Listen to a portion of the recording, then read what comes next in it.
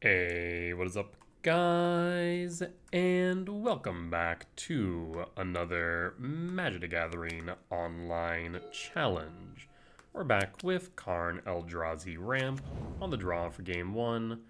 Could be Belcher. Interesting. Thinking we might go blue here. I'm worried about it being Belcher with the Sporific Springs. Yeah. Oh, Psychic Frog, so maybe not. Okay, that gives us a good inclination. So it's not Belcher. Could be Murktide. Down to 4 cards in hand. Pitching a frog for another frog. Draw. Lab. I'm going to play the Lab. Imprint a Drifter. Malevolent Rumble. You have another Force. No Force. I'll go with a Soin Mycospawn that we can kick. The K return will be nice. I'll pass at this point. Question then becomes whether or not we want to block the frog. I want to be against it. Next turn will be at 5. Mycospawn gets us a 7. Then we can Sire to sweep. Making it so that they don't draw cards is not a bad thing. Looks like it's Oculus, not Murktide. That is good to know. Whoa, what the fresh what? What is this? Whenever your card leaves your graveyard, draw a card. Only once each turn, so like a bad Ketramos. Go to blocks. I'll block. I don't know why you'd pitch those and not float unless you have an Unearth. There's the Unearth, okay. Trigger. Thoughtseize into yard. K command. Huh. I mean, they can't force, so Spell Pierce would get them there. So I wonder if... Mycospawn or command? Mycospawn would be able to block if they don't float. At the very least, block the manifest creature. Command could exile the Oculus, though I'm not as worried about the Oculus as I am the frog, actually, funny enough. Interesting. Otherwise, we can block the frog, take 5 unless they float, in which case we can take upwards of 10. Interesting. To command or to spawn? Command could get rid of frog. At most, we would then take 5. If they have a Bowmaster, then we're kind of a bit in a rough position, but it could be worse. I'm just trying to think of what out they could have. The main one that I can consider here would be a Spell Pierce, as it's unlikely that they play a Consign main. So I'm going to ramp Exile here.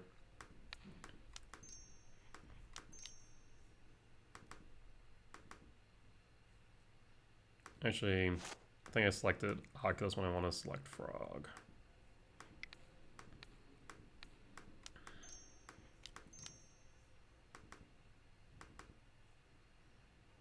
And done. I don't think 5 minus 4, 1, 3. Yeah, we'll go after Frog.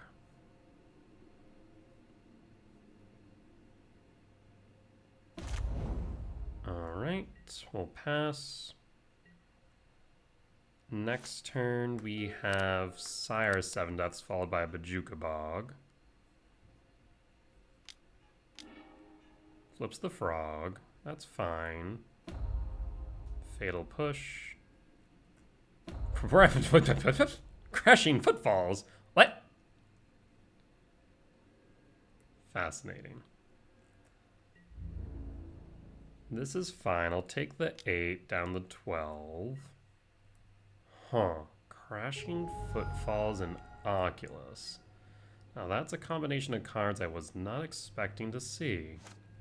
Trigger, but this is fine. Draw. So how much mana do I have access to right now? 1, 2, 3, 4, 5, 6, 7, 8. 8 minus 2 would be 6, so I can't Myco Spawn and Sire, so we'll just go ahead and Sire. So spawns. Trigger. The frog dies. Yes. Play Bajuka Bog. Target you. And pass. And Bone scoops it up. We'll take it. Yeah, I think that was the right course of action. Short of them having 2 pieces of removal, we were in a good spot. Alright. Well, we bring in Dismember. We cut Ghost Quarter, Emrakul, because they're only bringing the heal Spell Bomb. I'm tempted to bring in stuff like Trinisphere or Jailer. Karn is a bit meh here, right? So we could cut 2 Karn. I currently don't have this set up for my guide. We could bring in Jailer. Jailer does genuinely work to stop the Unearth effects. It's a decent blocker too. We could also bring in Trinisphere theoretically. I'm not sure if I want to cut too many more 7 mana value spells is the thing. Wondering if I want to cut Karn in full. The thing is with Karn is it can grab something like an Ensnaring Bridge, which is exceptionally hard for them to deal with. But actually, you know what? So, okay, I like Jailer because of Crashing Footfalls. I also like Karn, though, now that I think about it. Now, this is interesting now I think about it further. Cut the World Breaker. Maybe we keep the World Breaker, cut an Ugin.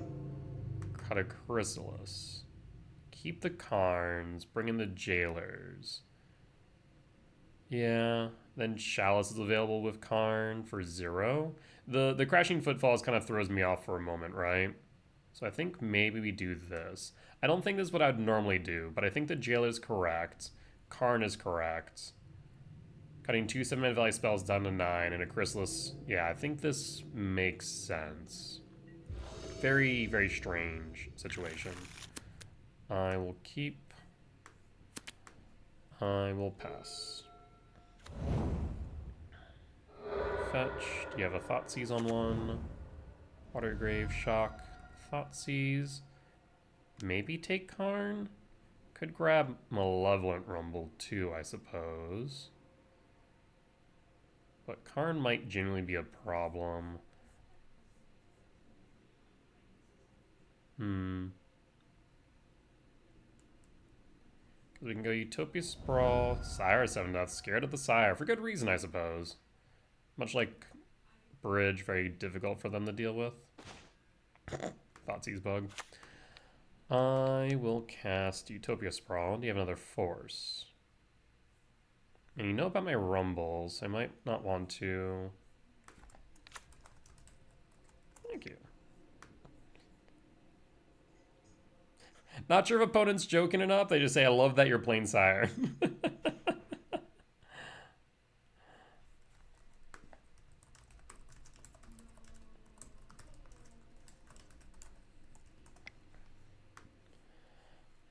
I think I will go blue here since we do have access to the red with Talisman. We'll pass.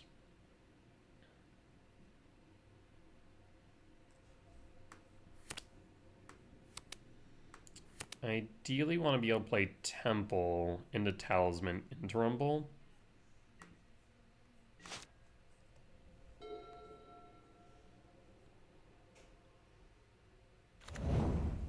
Misty Rainforest. Okay. Holding up probably Counterspell at the very least.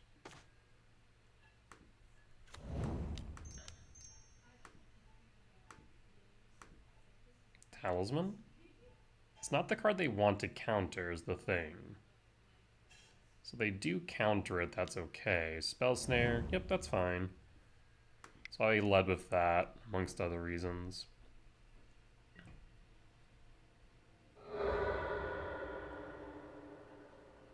Fetch the Misty Rain, Hedge Maze. Still a bit perplexed by that one card, as well as Crashing Footfalls. Peculiar. Not thrilled to see double Karn, but thrilled to see them not having a land drop. That's pretty huge for us. We'd like to hit our own land drop. Okay. This will suffice. Another Talisman of Curiosity.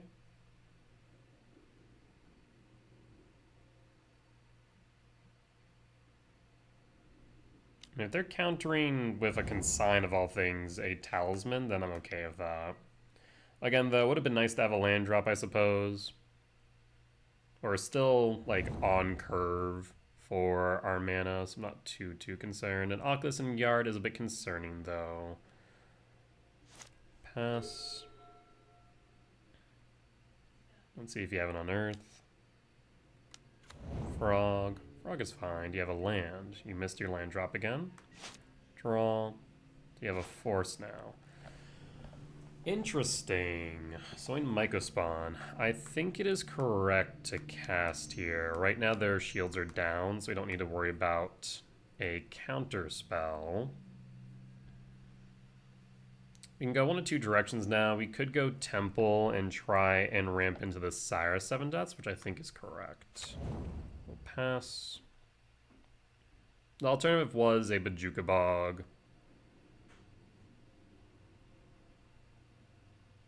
Do they have a Subtlety? No. The alternative was a Bojuka Bog, but I feel like if they had on Earth, they would have gone for it. Of course, now they could float Frog, so that way they get a hidden. Not horribly against that. Paying cost. There's the Unearth. That's unfortunate. A Sire 7 Deaths will be difficult for them to deal with, though, so ideally we draw into a land. Float the Frog. Pitch with a Frog. Pitch with a Frog. Pitch with a Frog. Or we just race into the bottom. 4. Down to 16. Draw a card. And Oculus trigger. Draw. K command. Let's start. Actually, no, we'll start like this. We'll start with a Rumble, because that way you have a K command X2. Interesting. There's the land we're looking for of a breeding pool. As well as the return. I'll shock. And I think the question is, do we play around a Consign? If they have the Consign, they'll cast it regardless. The Frog can grow beyond the return, which I think is more relevant than the Oculus once again.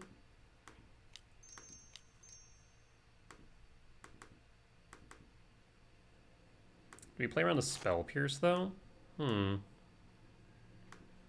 You know what, I think I do on the off chance that it's relevant.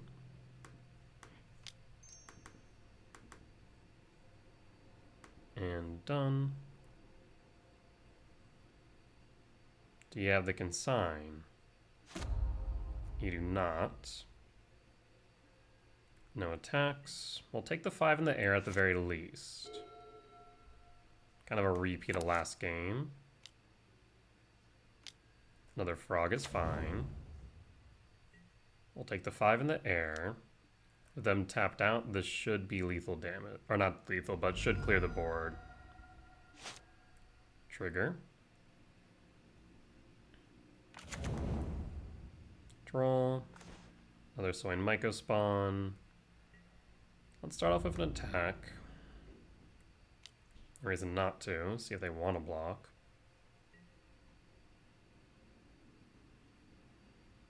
Double block the manifest creatures. Gonna let the 3 through instead. Down to 11. 1, 2, 3, 4, 5, 6, 7, 8, 9, 10. 10 minus 2 is 8. So we could play both. The question is, should I? 10 minus 4 would be 6, so I can't kick it at the very least. So the question then becomes whether or not we Soin Microspawn. 1, 2, 3, 4, 5, 6, 7, 8, 9, 10. The alternative is I could also play the World Breaker, but not really sold on that thought. I think I will... Actually, 1, 2, 3, 4, 5, 6, 7, 8, 9, 10. Just one short of going Soin Megaspawn Bajuka Bog after. Well, I think I will Cyrus 7 Deaths and call it.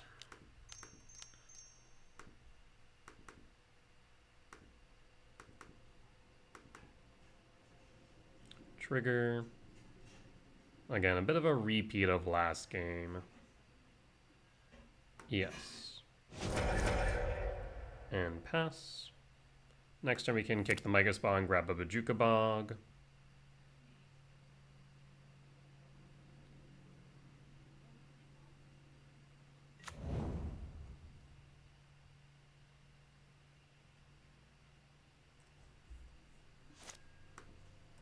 Yeah, K return's just a beating for Oculus.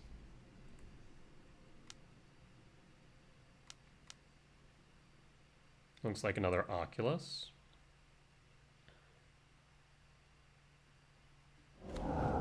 That's fine by me.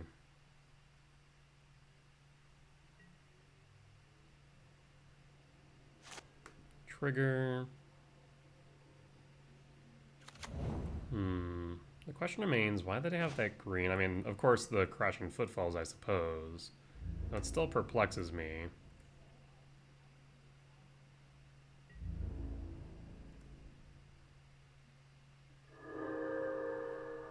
I will kick with the Mycospawn.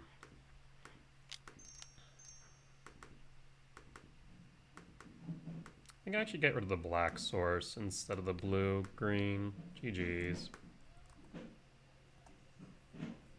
And Bone scoops it up. We'll take the W. Good stuff. Solid round 1 win against Oculus in round 1. We'll be back for round 2. Alright, and we're back for round 2 on the draw for game 1. I will keep. I'll pass. Opponent keeps 7. Praying for no Thoughtseize on 1, otherwise we're in trouble. Mountain, DRC, looking like prowess. This return will be good. That Eldrazi Temple is fantastic. Imbrant Drifter. Play Impulse. Pass. And pass. Scouting Tarn fetch. We're going to see a Corey Steelcutter. They kind of just flood the board. Wait, what? Yeah, that noise you are... What? That noise you're hearing right now? That dial-up sound? Yeah, that's me. What?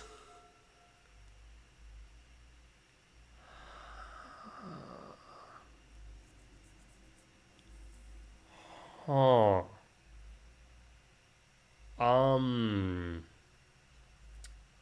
Huh. Like, my first instinct here, honestly, is to go Sowing Mycospawn for a Bajuka Bog. Yeah, I think that's what I do. I'm deeply concerned.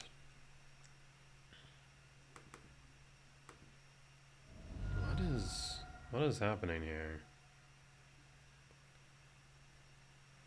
Bajuka Bog? Get rid of a Grape Shot because scared? At least that way, if this is like a weird Ruby Storm, they're gonna have to wish for it. Makes life at least a little bit more difficult. Maybe DRC's taking the place of like an artist talent, but no, it doesn't cycle is the thing. It just surveils.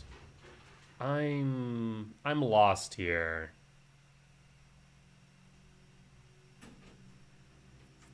I mean, maybe I just treat this as normal Storm, which, I mean, I guess I couldn't really do too much if that were the case. There's a Ren's Resolve. I mean, DRC at least surveils? Interesting. Because you glimpse and then surveil, then you glimpse. Interesting. Glimpse, leaving one left. I wish it would show it in the exile zone. Flame, Manamorphose. 2. They can't play Flame. Do they have another ritual? They have another Manamorphose, so a mini ritual. Past in Flames is still going to cost 3, though, so they can't go Past in Flames yet. If they can, we're SOL. Huh. Fascinating. There's Ral. They can play Past in Flames now. There's Valakut leaving 1. DRC trigger. You need them to lose this. They win the flip. Huh. Yep. So I think they should win here. I'm pretty certain.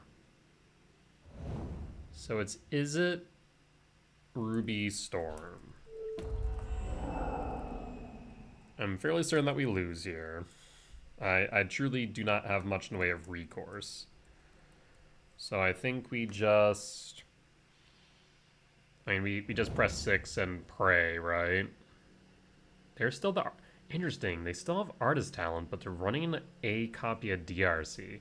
I'd love to hear the rationale behind running DRC.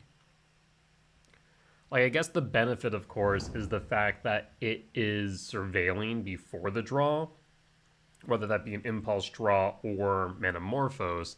So you get to really see 2 cards deep. And you get to see 2 cards deep with like Artist Talent as well, but still weird. I imagine you have a Grape Shot in your side. If you don't, I'd be baffled. As you should be able to Grape Shot now into Past in Flames, into Grape Shot for the win. You shouldn't have to belabor the point. Interesting. Why not just win here? And I guess you could just continue to go off. DRCs are kind of... Well, they're not, I guess they're not dead. You can surveil 3, theoretically, right? Okay, there's the Grape Shot. Grape Shot.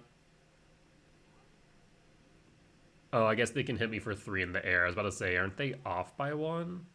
But no. Fascinating. Well, that was not what I was expecting today. So I'll just bring in our normal Storm package. Fascinating. Truly fascinating. I'm not sure I've ever won a game 1 against Storm, I'll be real. DRC trigger. Down to 2. Go to combat if you want. Past in Flames, and then just Grape Shot, yeah.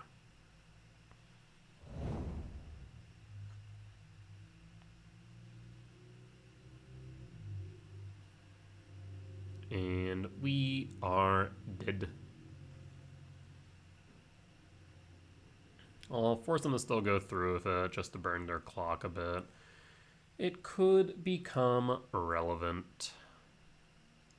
The fact that this it does make them much more resilient into hate, whether that be Soulless Jailer, Trinisphere, etc. So having multiple hate pieces is definitely a requirement in Game 2, Game 3, if we have the choice between a hate piece or something else, right?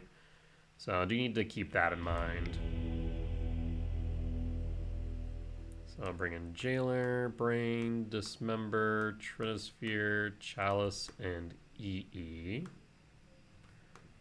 cut return, Karn, Gemstone, Ghost Quarter, keep Bog, and I forget what else I cut. I want to say it is Emrakul, but I could be mistaken. On the play, Ruby Storm. Oh, I'm looking at Urgast. I was kind of confused there for a second. Ruby Storm. Sire 7, that's right. Though, given that there's a DRC now, I'm not sure, right? And I guess Worldbreaker, Null Drifter, Ugin, still fine. At least Worldbreaker can get rid of a Medallion. Ugin can get rid of a Ral, so we'll cut the Sire. Okay, that definitely subverted my expectations with that turn 1 DRC. I was not expecting that. On the play for game 2, I will keep. I'd love to find a green source off the top. Ugin Lab, Imprint, Jailer, pass, and pass. So we at least have a hate piece on board. Elegant Parlor. Oh, interesting. Looks like it's 3 colors. Jeskai, draw, Talisman of Curiosity. I would like to hold this Bojuka Bog. It is right for me to play it, I think. So we have access to 4 mana. We can K-Command or Rumble next turn. I think we'll Rumble first.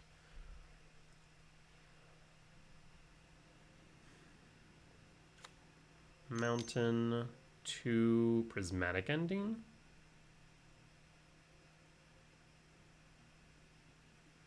Yep, there's the Prismatic Ending. So yeah, we want to Rumble into another hate piece. Draw. Rumble.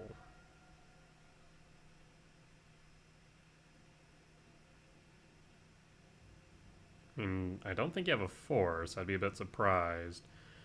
1, 2, 3, 4, 5, 6, 7, 8, 9, 10, 11, 12. Yeah, we'll grab the Emrakul, actually.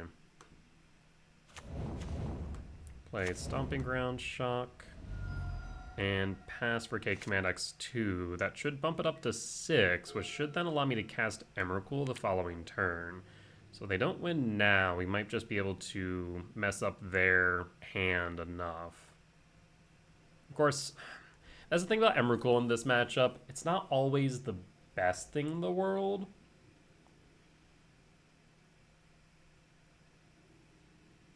I mean, if we're given the option between Emrakul and another hate piece, I think I'll probably grab another hate piece. There's Ral.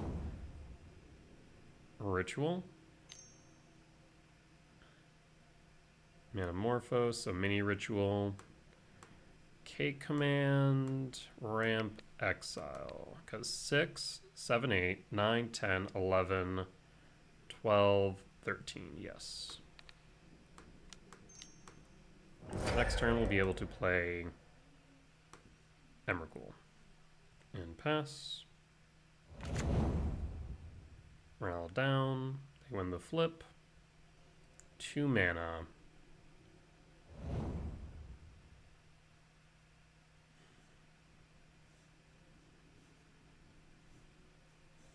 Ruby Medallion, that's a bit unfortunate.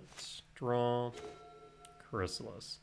6, 7, 8, 9, 10, 11, 12, 13, 1, 2, 3, 4, 5.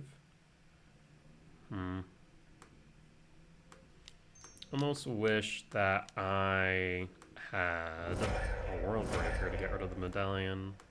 Let's Emrakul. See what we can do. Our turn, comrade. So we can do a lot here. Prismatic Ending their own. Ruby Medallion is correct. So we need at least 2 mana by the end of this. We could Manamorphose, but is that correct? Ren's Resolve, we could. Arid Mesa Fetch, Fail to Find, I think is correct at the very least. So Arid Mesa, fetch. Let's take a peek. We could set up their next draw, but I'm not too pressed on that. Flame, DRC, flame. Otherwise, looks pretty normal. One Grape Shot main. We'll fail to find Prismatic Ending, target Ruby Medallion.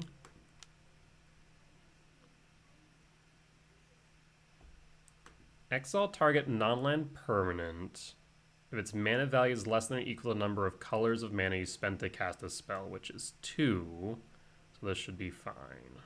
Done. Converge, 2, done. Pass.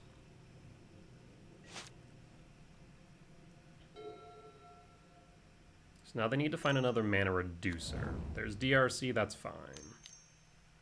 There's Ren's Resolve, Surveil Trigger.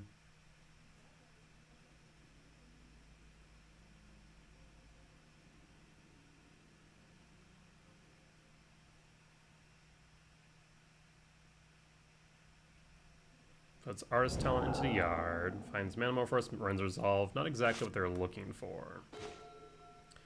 2, 3, 4, 5. I'll go to combat, see if they want to block.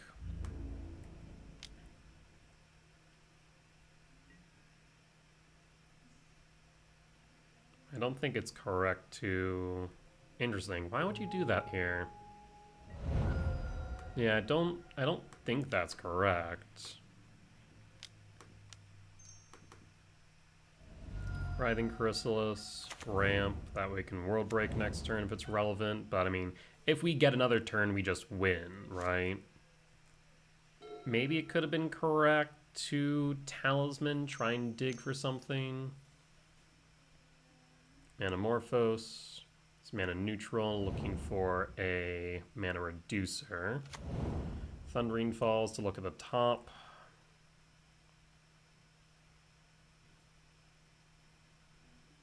Manamorphose to draw a card. Mana neutral again. There's a ritual.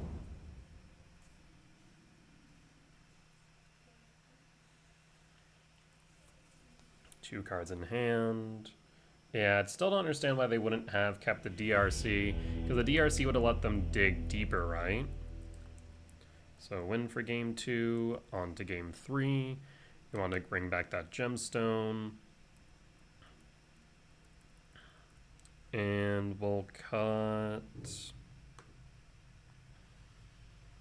the second Saracen, that's right. We did make that update yesterday. Alright, let's run it back.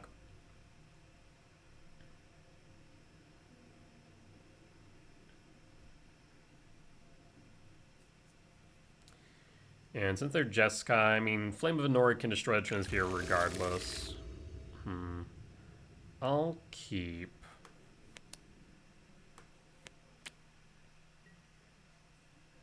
I'm gonna pass. Draw. Yeesh. Go lab. Imprint. Cast. Pass. Next turn I can Temple, and then Divination looking for a Jailer.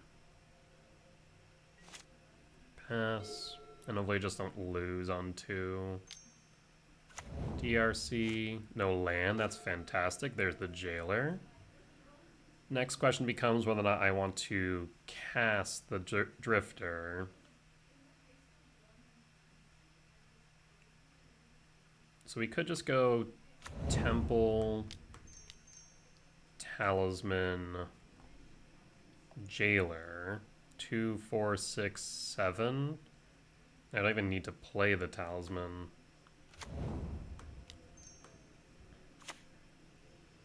Two, 4, 6. I mean, I would love the World Breaker this land. The RC attacks. No land drop. Took something risky. 2, 4. Cash Drifter.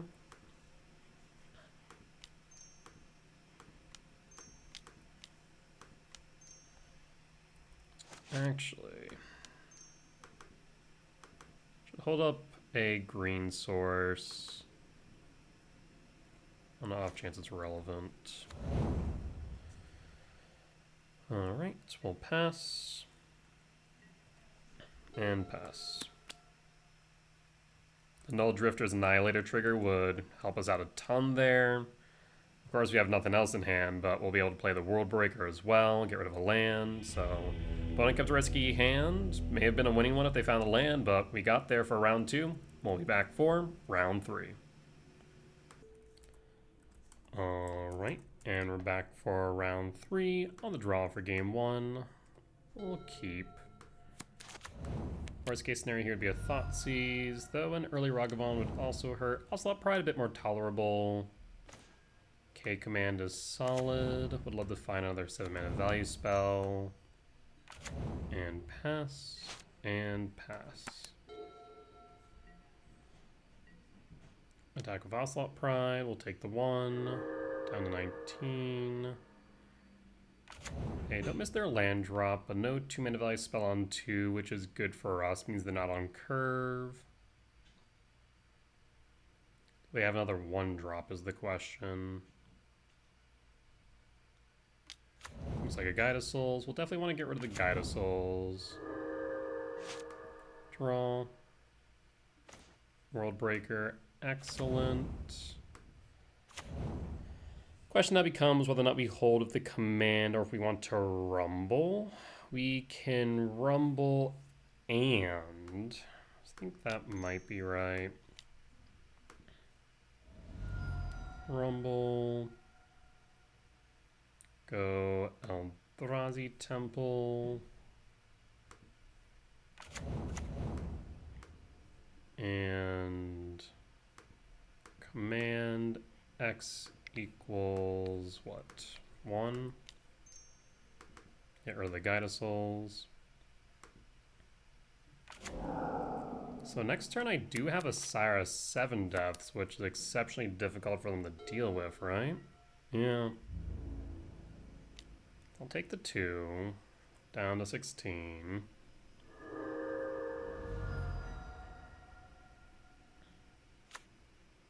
Mountain.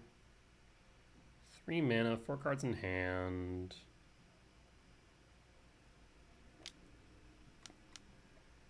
Flage ETB triggered, targeting.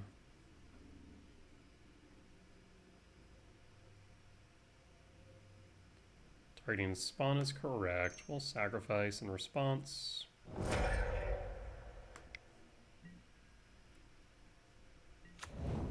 Draw. Misty Rain. Before I play the Temple, I'm going to Malevolent Rumble again. Swing Mega Spawn, Null Drifter 1, 2, 3, 4, 5, 6, 7. We're going to go Null Drifter.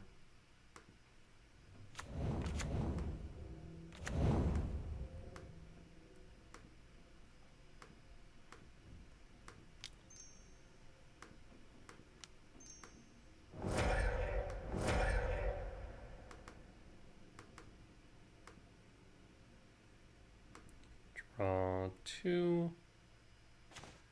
Ugin is solid. We can also play Sire next turn. Yeah, I mean, we're in a good position. 2, 4, 5, 6, 7. Ugin.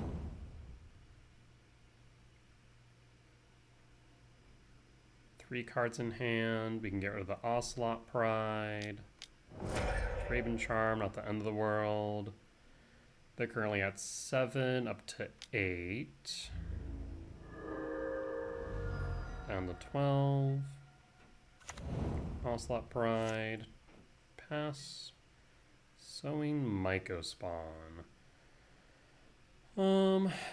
So 2, 4, 5, 6. Yeah, I think I'll just go 2, 4, 5, 6, 7. I'm gonna just go Ugin.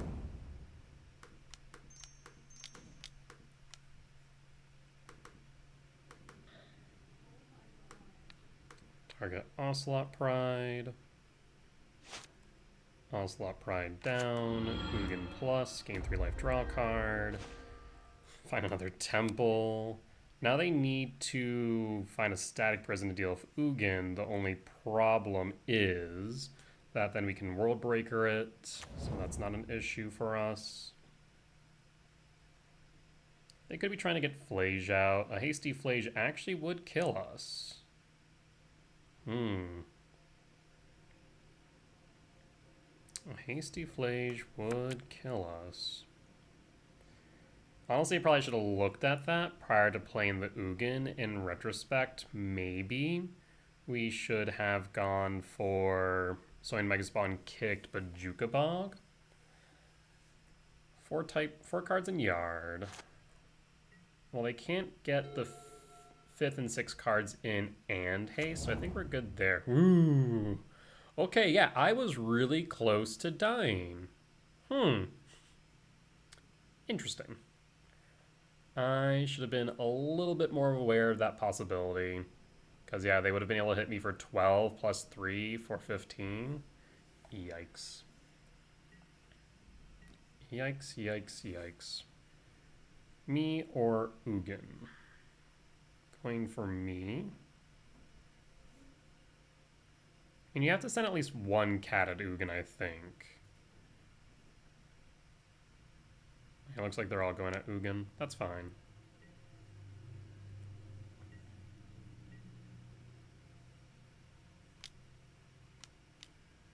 Another Flage. Flage hits what? Flage hits Ugin. Do you have a Galvanic Discharge to finish off the Ugin? Yeah, I mean, that's a lot of resources at Ugin, so I'm kind of okay with this, right?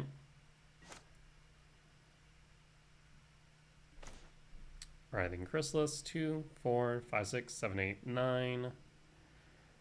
I don't think I can Chrysalis and Mycospawn is the issue. I can certainly go 1, 2, 3, 4, 5, 6. So 1, 2, 3, 4, 5, 6, 7, 8, 9. I think we just go Bajuka Bog. We can go Misty Rainforest, grab a Hedge Maze. So I'm just going to go... What do I need to do that? Hold on. Oh, okay. I mean, if we're doing that, hold on. I'm gonna fetch. I'm gonna go Forest, Utopia Sprawl, 4 red. I'm gonna kick.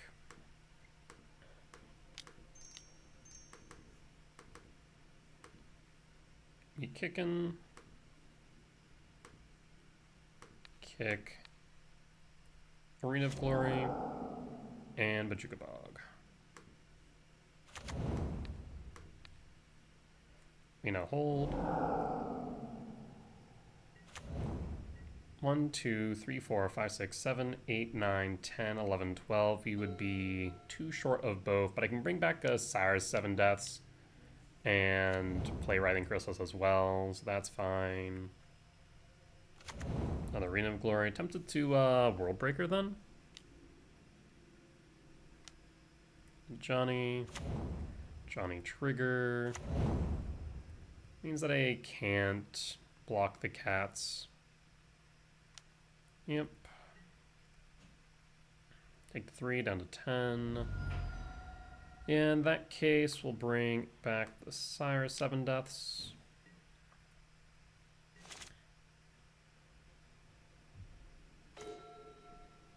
So let's start off with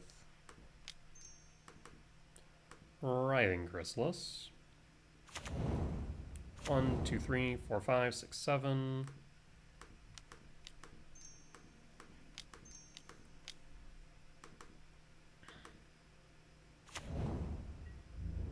No attacks. We'll Hedge Maze real quick. Rumble top and pass. Worst case scenario here is a Goblin Bombardment. I think that would kill me.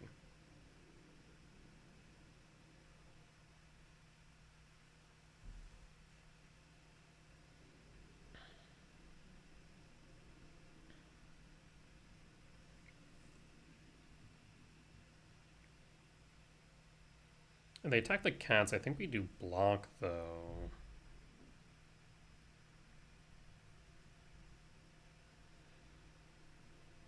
Because we'll block with Sire. That leaves with 1, 2, 3, 4, 5. Yeah. Second of Johnny. That is a bit frightening. I think that's enough to kill the Sire 7 deaths, funny enough. But not enough to kill me, thankfully. 6, no, yeah, 6. They can then 7. Ping Sire down. Board 7, little pay down to 17. I mean, now I can block the cats without issue. They can't attack the Season Pyro because then they'll lose out on their red permanent. I'm not sure attacking would be right here. And definitely happy to see that Malevolent Rumble on top. Attack.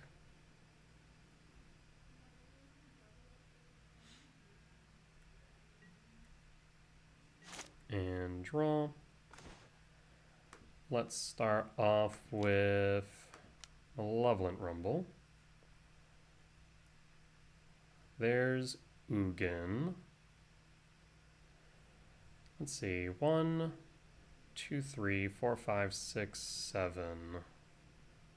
1, 2, 3, 4, 5, 6, 7, leaving 1, 2, 3. Actually, yes, we can do this. Go Ugin.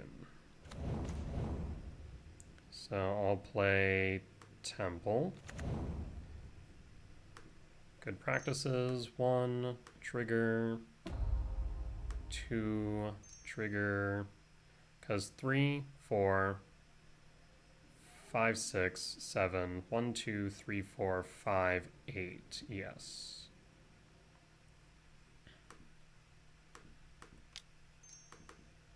Oh, I need to actually cast the Ugin.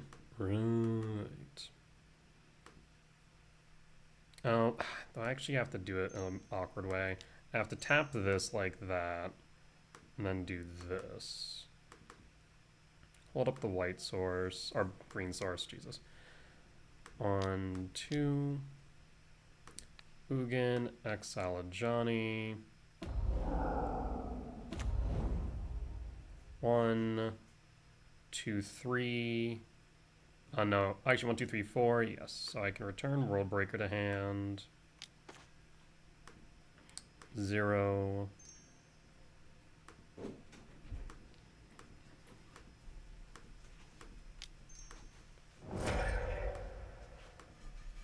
Triggers. Triggers on the stack. We're going to get rid of Season Pyro. That way there's no red permanent on the off chance they get another Johnny. Get rid of that. No Hasty Boys. And pass. No attacks. And hold. 1 card in hand. Even a bombardment doesn't kill me. Land, that's fine. Imagine they're going to go for a Elegant Parlor. No, Sacred Foundry tapped.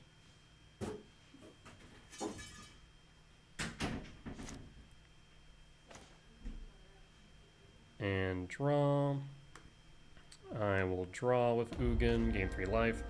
I mean, we can just dig as deep as we need for a K command.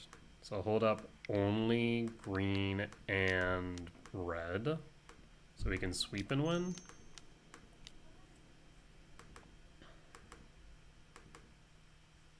Nine.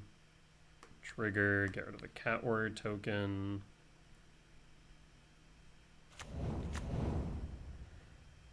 Bottom all lands. Actually, we could just go Karn. Karn EE for 0. There's a ringing. What is that all about? Not sure if you guys can hear it. Also could just be tinnitus, I suppose. But yeah, if we just go Karn, we win. If we just go EE, we win. Or not E, but return. It doesn't really matter. Top. Top. Top. Triggers.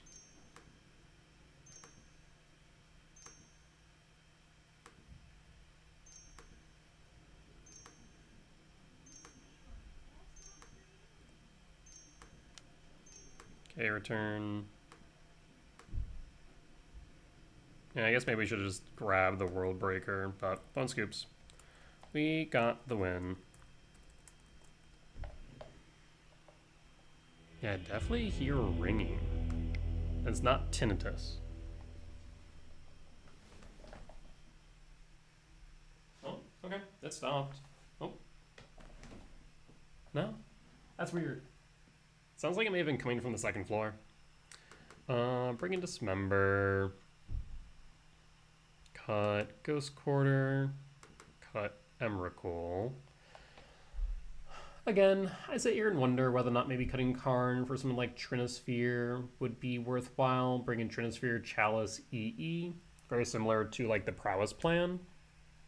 Again, though, we're not like hurting in this matchup, I feel. We have a pretty good win percent.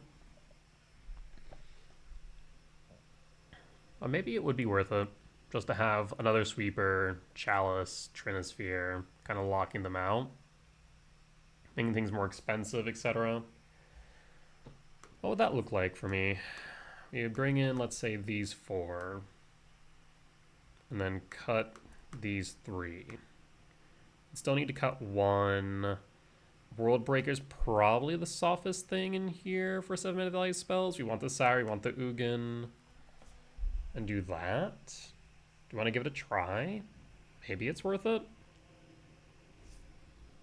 Like an early Trinisphere is good. It's a little bit worse, like Trinisphere and Chalice in general, a bit worse on the draw than they are on the play, respectively, right? It's like maybe that's my one concern there for this matchup.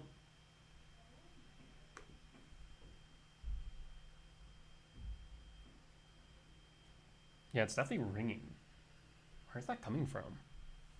It sounds like it's in the floor above me. So I wonder if someone set off their fire alarm. I'll keep this. And pass. This allows me to go Misty Rainforest, Surveil. Actually no, we want to get a red, so we're going to go for a Stomping Grounds tapped. No turn 1 play. Interesting. Another Kozilek's Command. Really tempted to go Temple then. Go Temple, hold. And we'll hold in case we need to cycle. And the worst thing that we could see here is a White Orchid Phantom, but we don't see that all too much anymore. Sacred Foundry Shock for a Johnny. I actually kind of want to cycle this command now.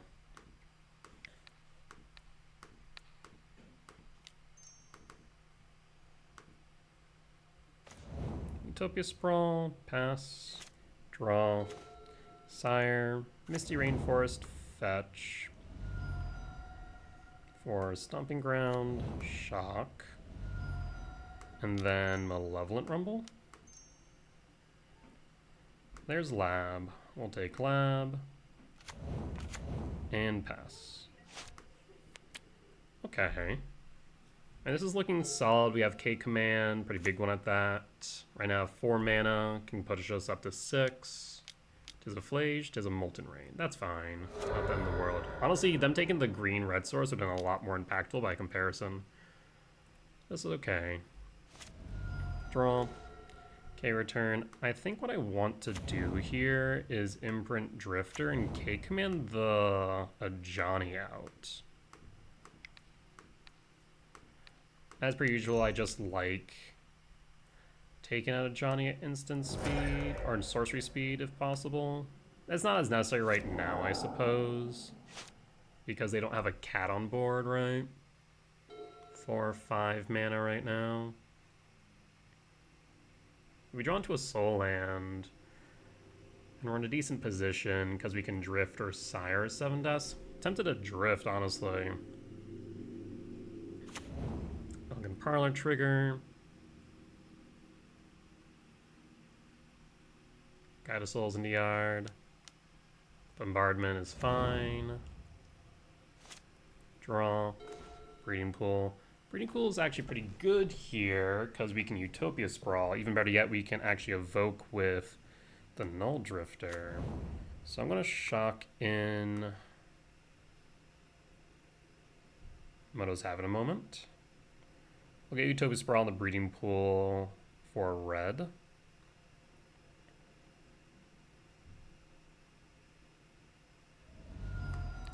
Utopia Sprawl and breeding pool for red.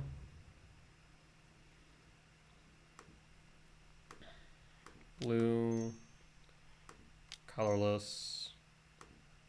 Evoke. Draw 2. Rumble. And a Sanctum next turn as well. We'll pass. 2 cards in hand. Why'd they pitch the Guide of Souls? It intrigues me.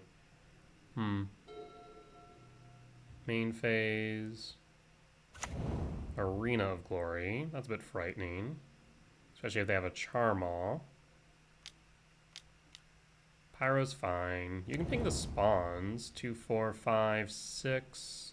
So I'd be short on the 7-mana value spell, but I can definitely sweep board. Pitching Static Prison. You're going to wish you held that, honestly. Guide of Souls. Probably drew into that, otherwise they would have played that first. Bombardment.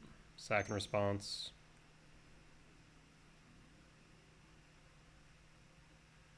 Sack and Response.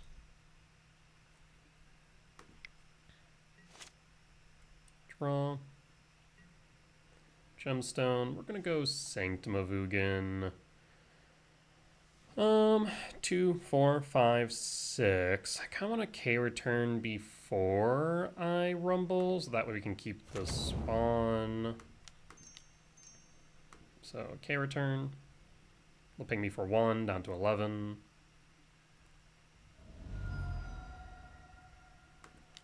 Cast Rumble.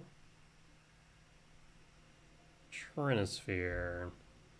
Not as impactful right now, I think, but I'll still take it. And pass.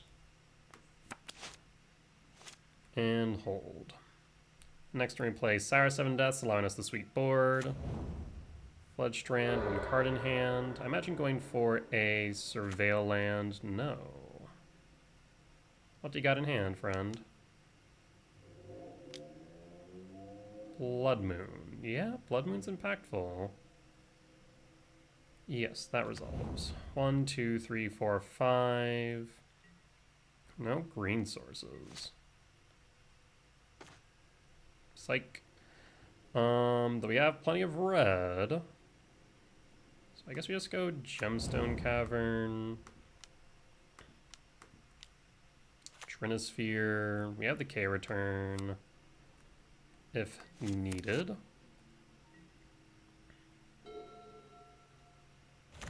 Land. Pyromancer.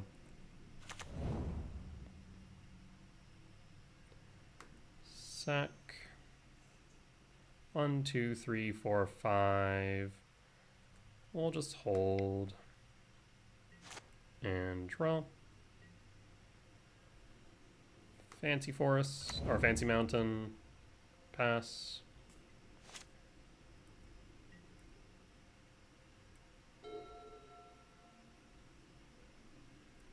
The combat.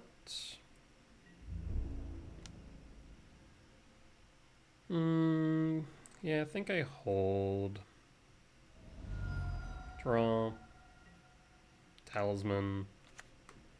1, 2, 3, 4, 5, 6, 7. Trigger. Do we want to? No. Pass.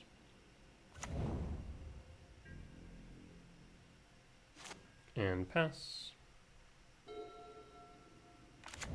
Land. 1 card in hand.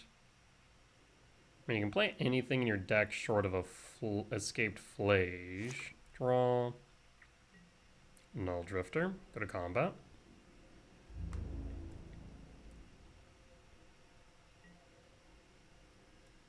No blocks, up to 17. Cast Null Drifter.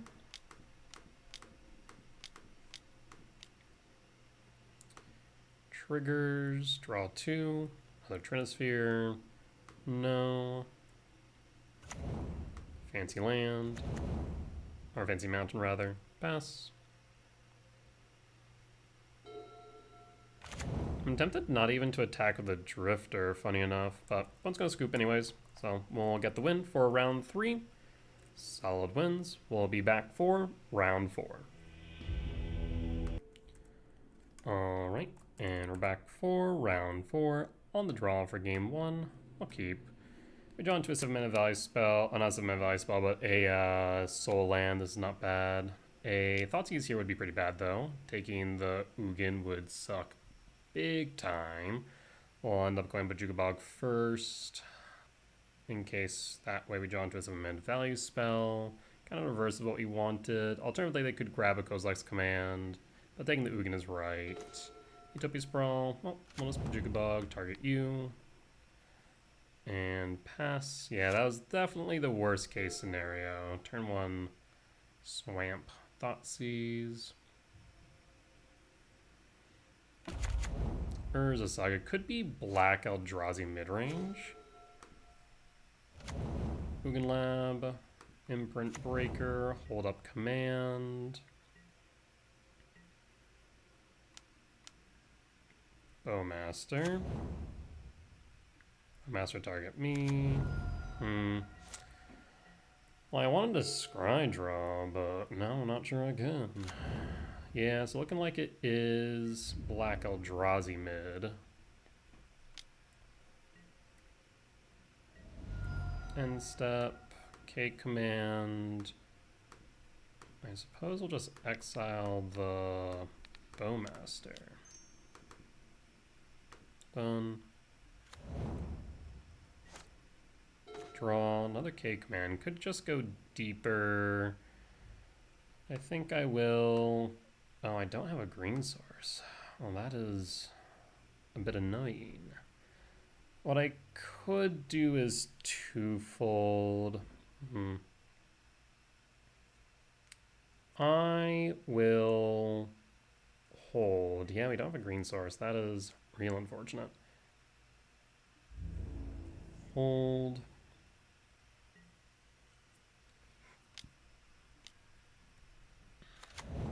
It is a 1/1.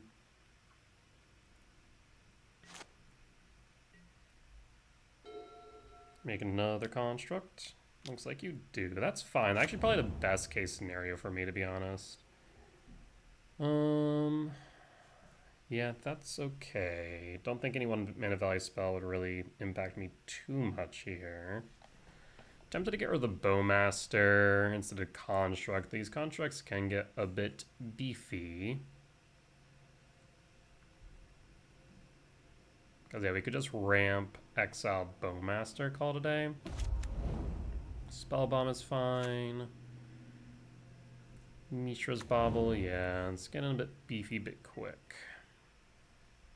So question then remains, we block the Bowmaster and exile it, or block the Construct and exile the Bowmaster. At the very least we're blocking, right? So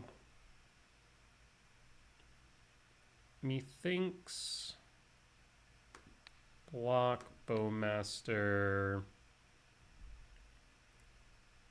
and K command the Construct.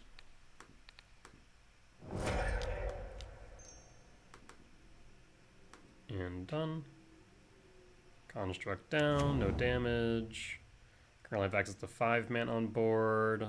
Bauble target me. Well, I'd love if you saw a green source. Draw. Temp.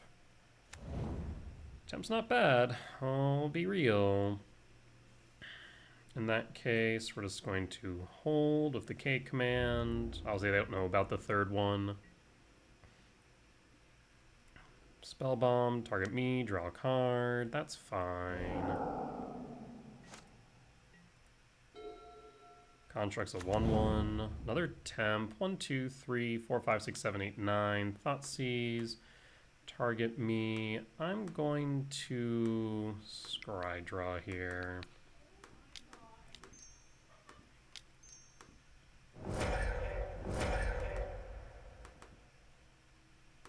X equals 5. Rumble. Bottom the Talisman of Curiosity. I think I want a fetch instead of a Cavernous Souls. Cavernous Souls bottom. Verdant Catacombs. I think I'll go Rumble top. Catacombs top. Trigger draw. Trigger Bowmaster. Targeting. Spawn. Sack spawn. I imagine they take the Sowing Myco spawn here.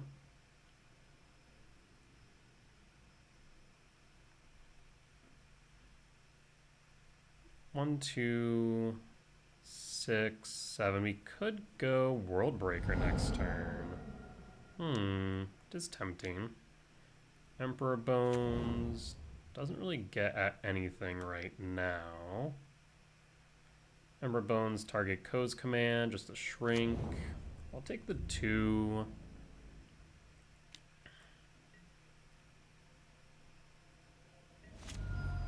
Four, 6, yeah. Let's go Verdant Cat. Verdant Cat, fetch. I'll go Stomping Ground Shock down to 12. Return World Breaker to hand. Cast 1, 2, 3, 4, 5, 6, 7. World Breaker, target temp. And I mean, I think we're in a decent position now. We can Rumble next turn. Bobble. Bobble target me. Nethergoyf 4/5. Emperor Bones target Myco spawn.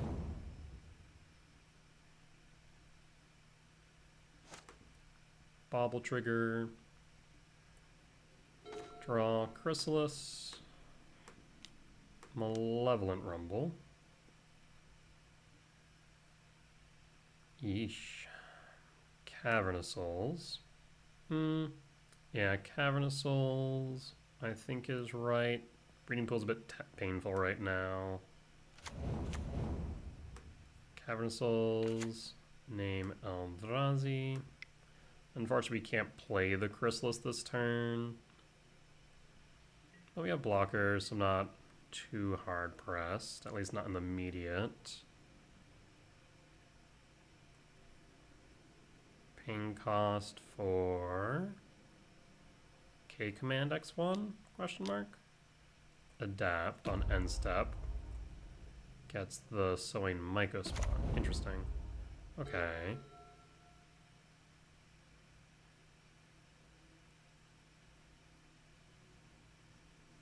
I mean, this is fine.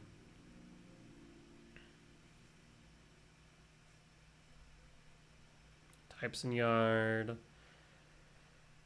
I don't think we can block the Nethergoyf just because they can grow it quite significantly. So I'll probably block the Emperor Bones, Nethergoyf of a spawn.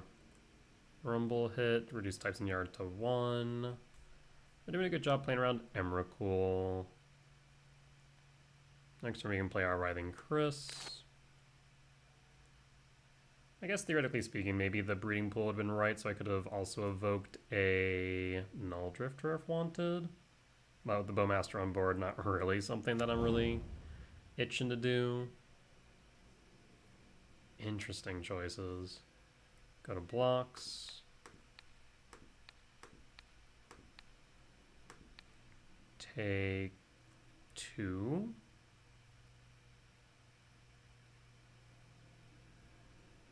Sack, sack. Does that a principle?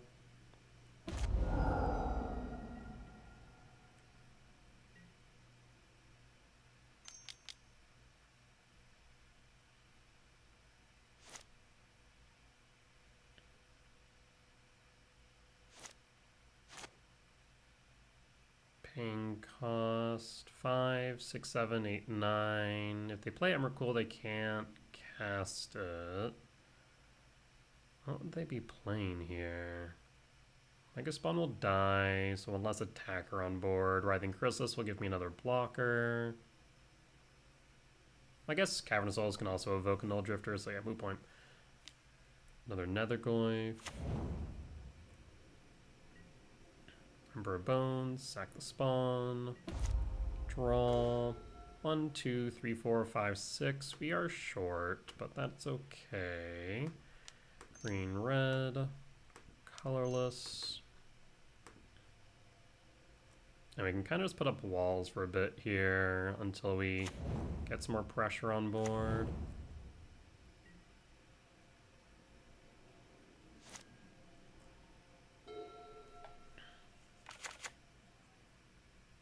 Five. Thought Not Seer will take the Sire's 7 deaths. They can't ignore the Sire, that's just a straight up point. Yep, that's fine. They don't have Fatal Push in hand. Or Engrave, rather. They don't have an instant speed spell. The good news is they can't go K command and pump for 2, so we can block the Nethergoyf without issue. We could double block if we really wanted to. But they attack all out. We'll block one Nethergoyf with the World Breaker, block a Bowmaster with the Chrysalis, block the other Nethergoyf with a Spawn, and leave the other one up. Yep, that's fine. I also could double block if I really wanted to, but I'm not exactly pressed to do so. Oh, that's my bad. Meant to block the spawn. Shoot. Not what I wanted to do. That's a little bit annoying. I misclicked. I done did fat finger it.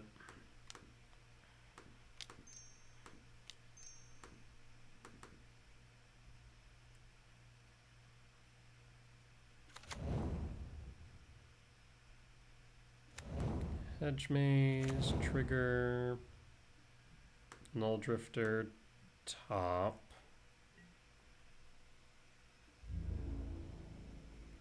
And pass. Yeah, it should be at 10 right now, jeez.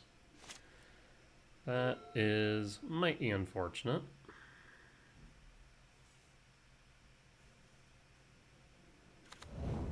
Urborg. Combat, let's not make that mistake again.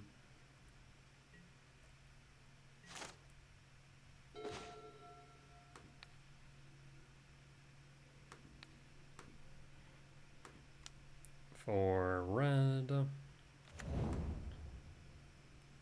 And pass. And I'm wondering if maybe I should have just dropped the Drifter.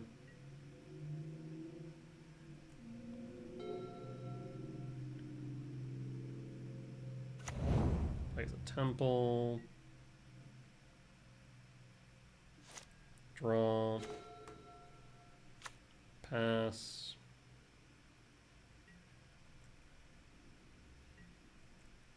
I was in this awkward standoff now. Paying cost for Emperor Bones. Can grab an Emperor Bones.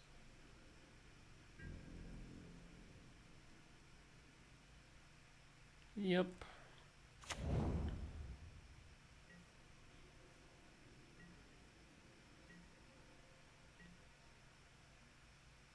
Draw. Sire 7 deaths. 1, 2, 3, 4, 5, 6, 7. And this should definitely help things out. Because they'll need to throw a lot in front of Sire.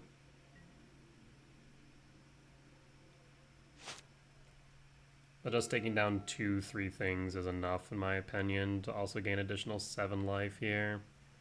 Emperor Bones. Of course, Emperor Bones will become an issue if they do that.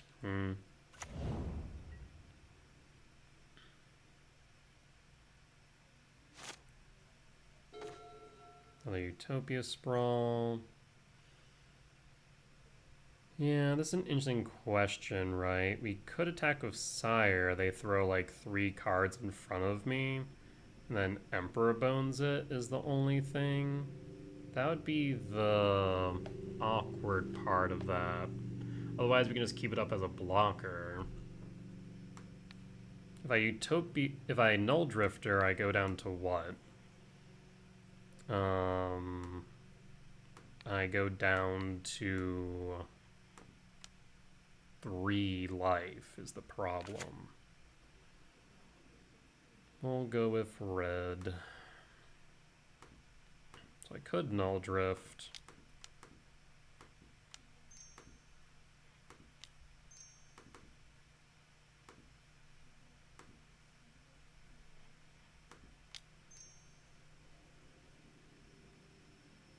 Oh, actually, we'd go down to 1. No, we would die if they have another Bowmaster. I cannot do that in good faith. At least not before attacking.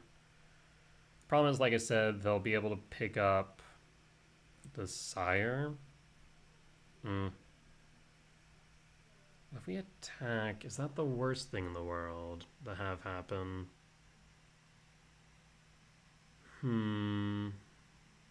That's what I'm trying to identify. I'm going to say no. Pass. Urza Saga. We'll make constructs.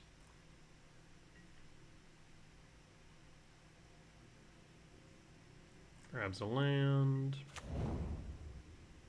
Passing. Draw. Sanctum of Ugin. 1, 2, 3, 4, 5, 6, 7, 8, 9, 10, 11, 12, 13, 14, 15, 16. Okay, here's what we'll do then. I'm going to attack with Sire's 7 deaths.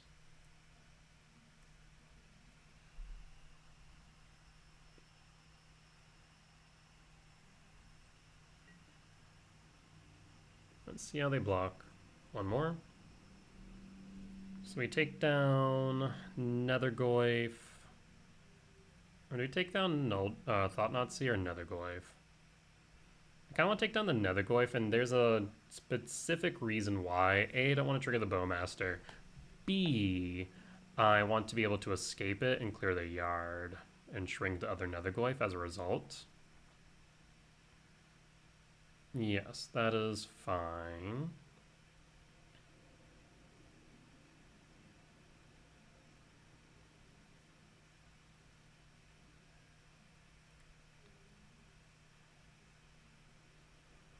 And then we assign damage.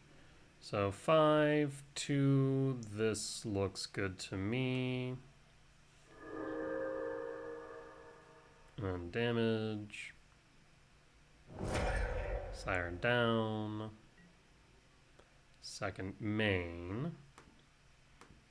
Evoke.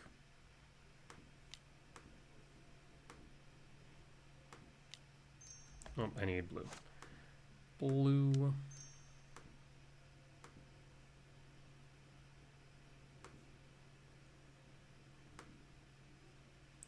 Draw 2. 1, 2, 3, 4, 5, 6, 7, 8, 9, 10, 11, 12, 13, 14. Triggers. Target me. Target me.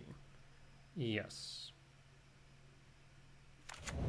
And yes. Trigger. Yes.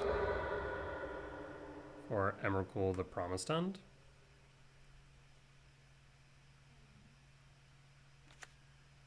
Evoke trigger. Trigger Chrysalis 1 and 2. Always yield.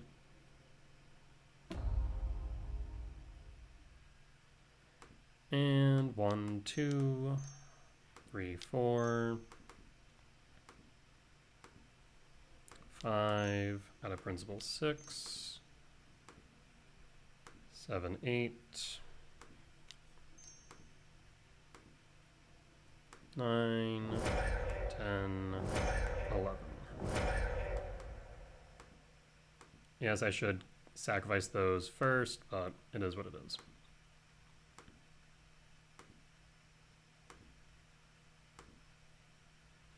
All right, our turn, comrade.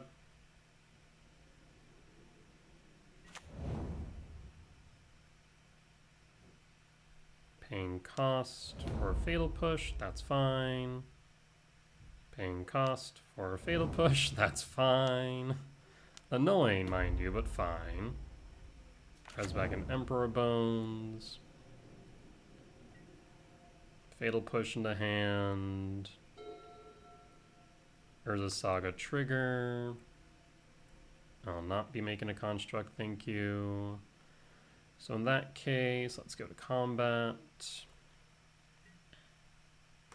Trigger 1. Get rid of your Netherglyph. Trigger 2. Get rid of your Saga.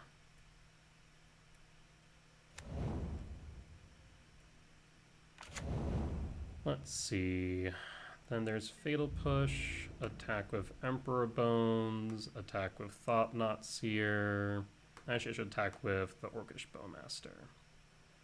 Go to blocks. Block Bowmaster, block Emperor Bones. Fatal Push, cast, target Thought-Knot Seer. Pay the 1. Thought-Knot Seer will die. Draw a card. Trigger. Me. Draw. KGC. And pass. Emperor Bones will die. Trigger. And pass.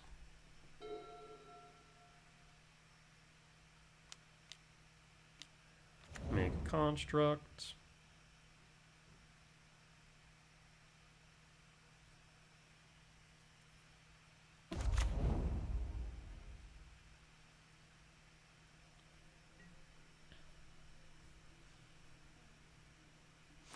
And draw. So in Mycospawn, go, actually, so in Mycospawn, kick. Let me actually do this first. Temple, kick, 4. I guess we already have Bajuka Bog though, so I can't bog them. And 2. Nope, I need green.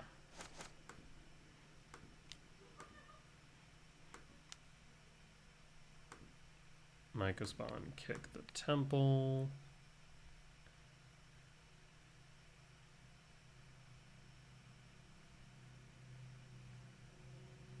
I guess see if you have a command. You do not. I'll grab another temple. Go to combat. Attack with Emrakul.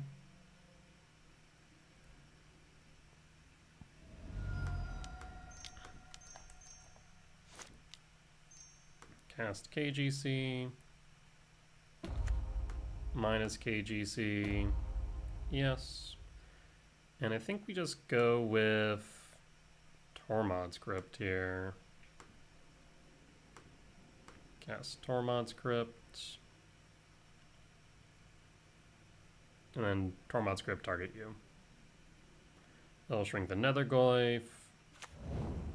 And ensure if they do play Emrakul that they cannot cast it.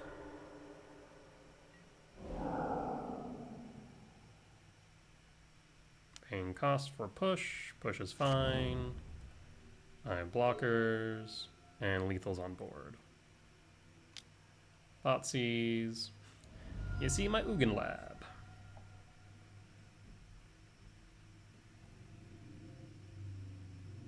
And that's a GG's. So Eldrazi Midrange. Win for game 1. Bring and Dismember. Consign's a little bit awkward, but I think still correct. The problem is, so is K-Return. Ghost Quarters is kind of interesting. Bog, I'm not sure if it's correct or not. Emrakul is kind of mid, right? Just because of Emperor Bones. Worldbreaker is good. Ugin's good too, is the thing. I think we cut the K-Returns. Maybe drop the Ghost Quarter? Like, they're not as important in this matchup, I don't think. Sort of like this. Yeah, that seems right.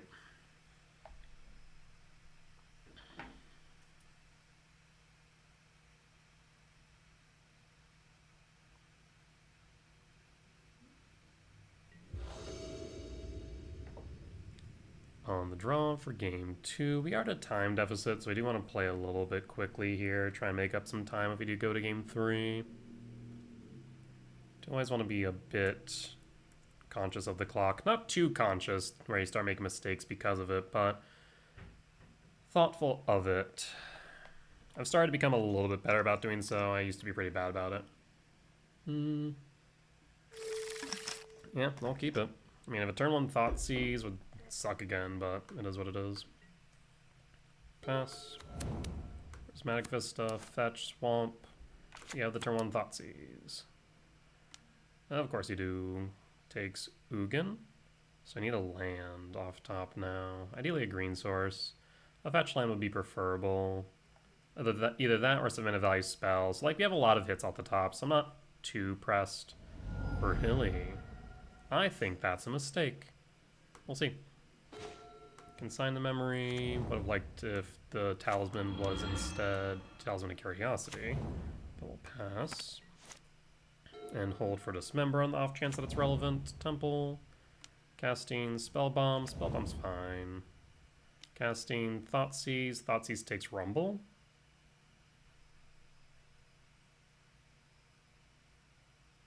Or Karn. Yeah, it takes Rumble. Yeah, that hurts a bit. Means we're top decking. Temple. And I mean, that's a turn 2 Karn friend. Minus Karn. Yes. For Liquid Metal Coating. Pass. And unless you have a threat, then you're in trouble. Even if you have a threat, we have Dismember. You know about that too. Do you have a land? You had a very interactive hand, for what it's worth. But it doesn't matter if you don't have any lands starting turn 3. Or I guess my turn 3.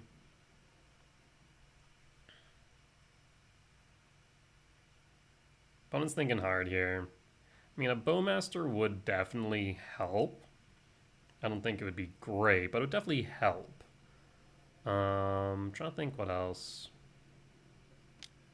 Dreams of Steel and Oil. So it takes the Liquid Metal. That is cute, I'll admit. Talisman of Impulse. And they know what we have in hand, so play Talisman plus Karn on nothing and hold. 1, 2, 3, 4. We hold. Waste. 2 cards in hand. I just don't want to get Bowmastered.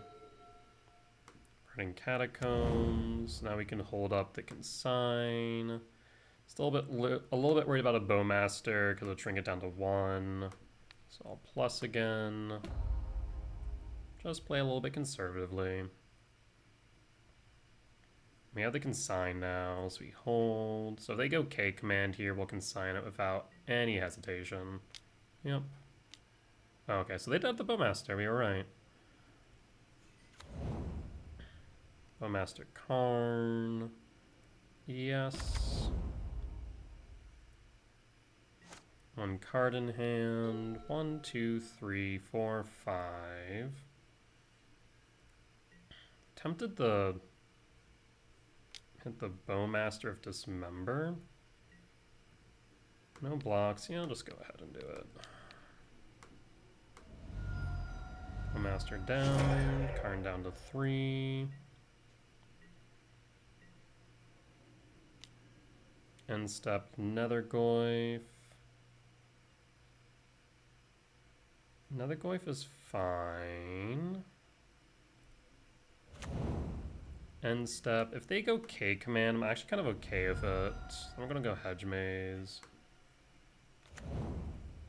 Trigger. Speaking of K command on top. And pass. And draw. And plus with Karn.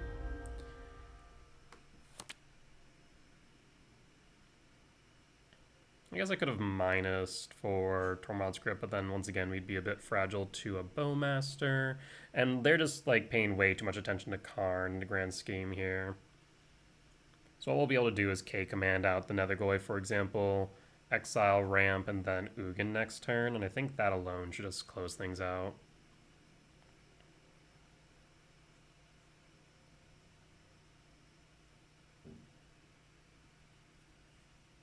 Opponent's Tinkin.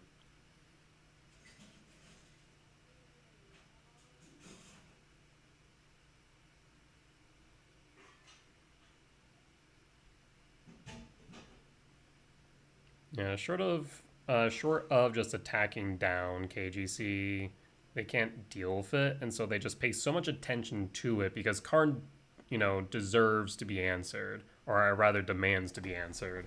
So them not doing so would just be a death sentence.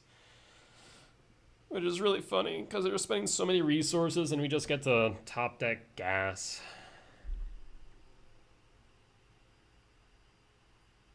Hold up interaction, call it a day, right?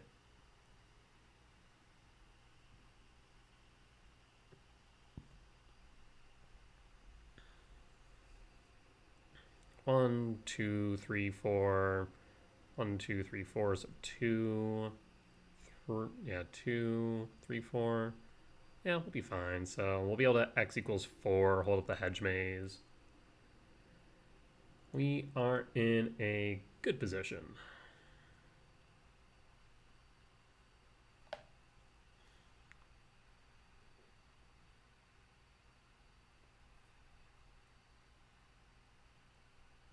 What do you think, an opponent?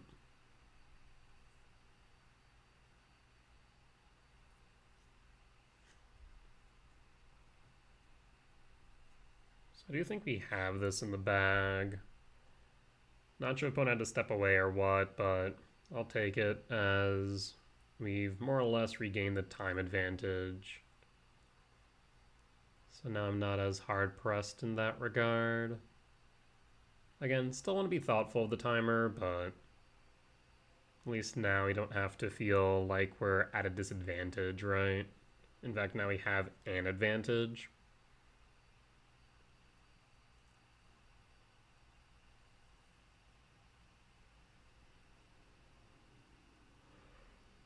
So yeah, Karn will go down to 3 next turn. We'll be able to Ugin. Draw. What you got, opponent?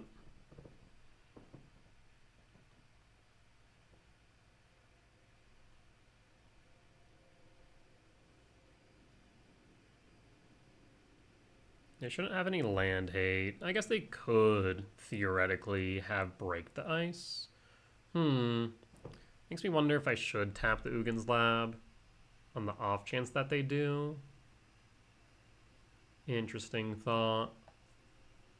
It wouldn't be outside the realm possibility. If they play something main, then I'm not too worried about it. If they don't, I think maybe I'll play around it just on the off chance, right? Yeah. Just have to always consider the what if since I don't know their list, but being mono black, I mean, it does open up the ability to play Break the Ice. Though, funny enough, an Overlord to Break the Ice would probably hurt them more than it would hurt me. Kind of be a boom bust, basically.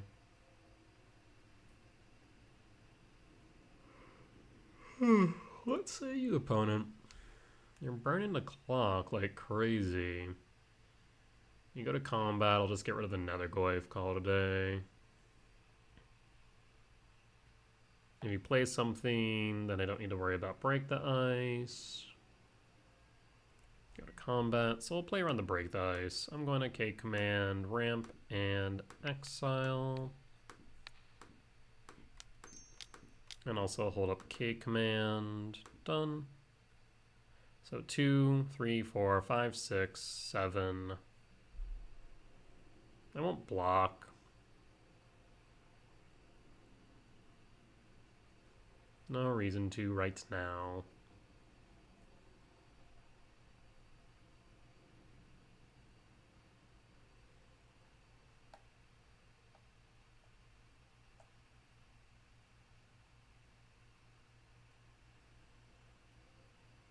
I mean, once we get Ugin on board, I'm not exactly too worried about holding up Consign, I feel. Because once Ugin ults, it's just GG's.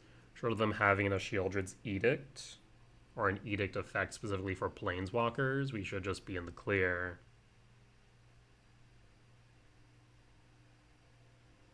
What's got you thinking so much?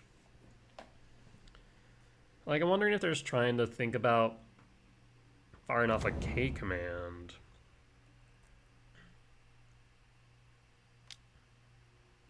Hits Karn for 1. No blocks. Go to end step. Return Ugin to hand. I'd love to see a land off top. Asking you shall receive. Name Eldrazi.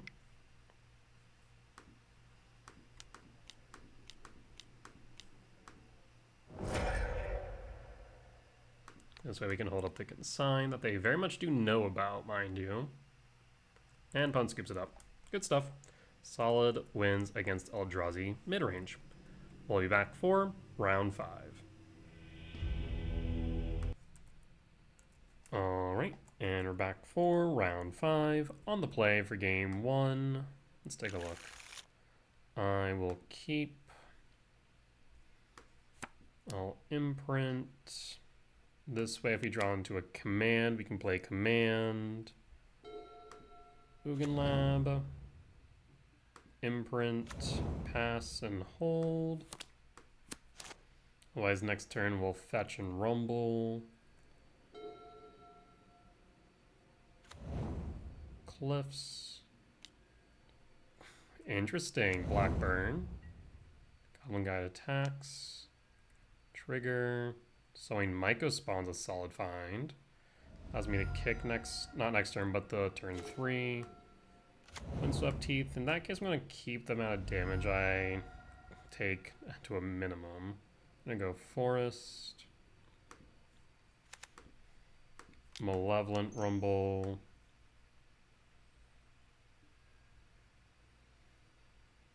Talisman of Curiosity or Wooded Foothills. Let's go Wooded Foothills. I guess we could have gone Talisman. I don't plan on blocking regardless, but yeah, I think Talisman actually may have been correct in retrospect. Forgot that we had the extra mana. I'll take the hit, down to 15. Writhing Chrysalis. See, that's where the Wooded Foothills is nice though, right? Because now we have a blocker if worse comes to worse. Rift Bolt.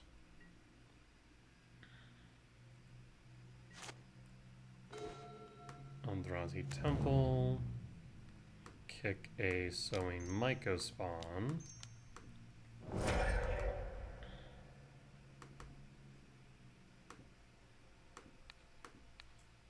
So you can Rift Bolt those Mycospawn for what it's worth. We'll go Temple and pass. I mean, if Mycospawn's eating the Rift Bolt, that's okay, right? Rift Bolt. Targeting Mycospawn. Yeah, it's 3 damage we would otherwise take. We'll take 2 instead. Goblin Guide. Finds a temple. 2, 4, 5. We could play World Breaker. No reason to. They have no lands. Yeah, I think we Wooded Foothill. I guess we could actually still World Breaker and clear. Alternatively, I could play Karn. And no, I can't EE for one. So yeah, I guess I'll Wooded Foothills. Alternatively, I could play Malevolent Rumble. I can go Wooded Foothills though. Wooded Foothills fetch. And I'll shock for the Stomping Grounds. Shock.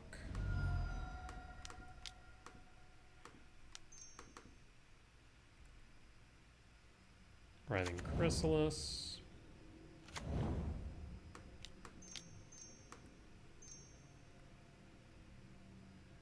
KGC. KGC minus for Trinisphere.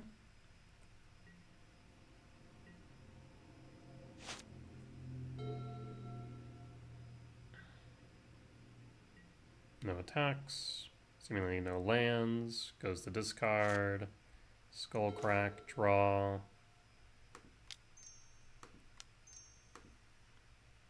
Rumble. Sire 7 deaths.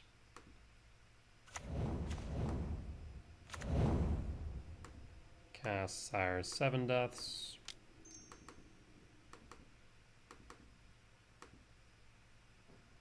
K return. No. What I should have done is probably sack the spawns and then did that. That way I could have actually activated the K return. Always yield.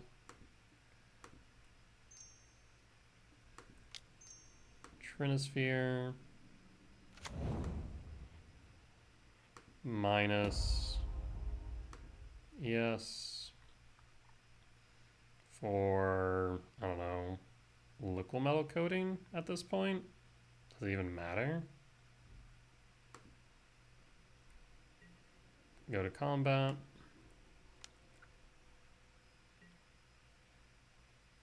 No block. Clean board.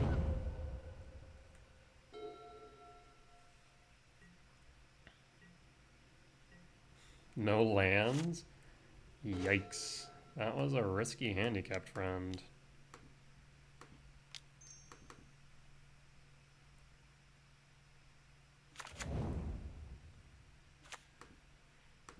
I will cast Verdant, or play Verdant Catacombs, fetch.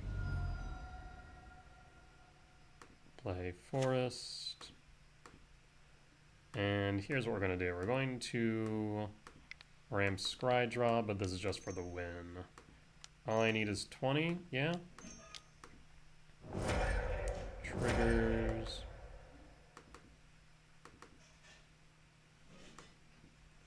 Done. Triggers on the stack. 7. So 14, 21. Bottom. Bottom. Bottom. Bottom. Bottom. In case we even need more, we add another command. Top.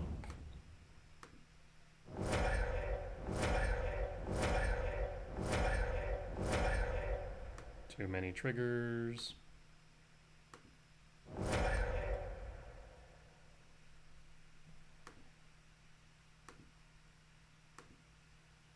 We will not be activating K return.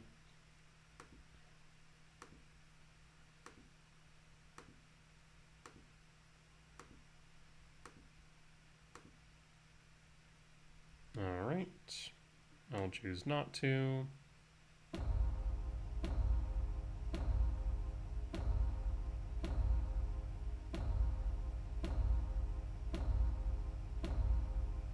That is lethal damage on board.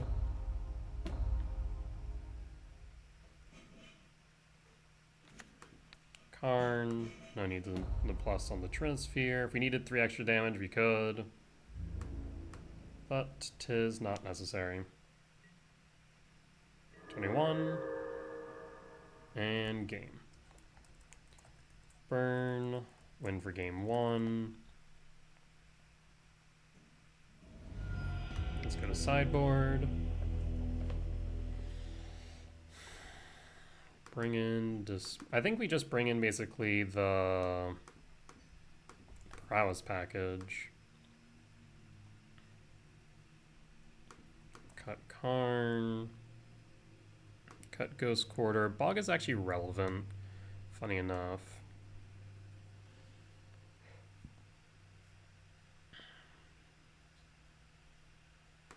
Cut an Emrakul, cut a World Breaker. Seems right.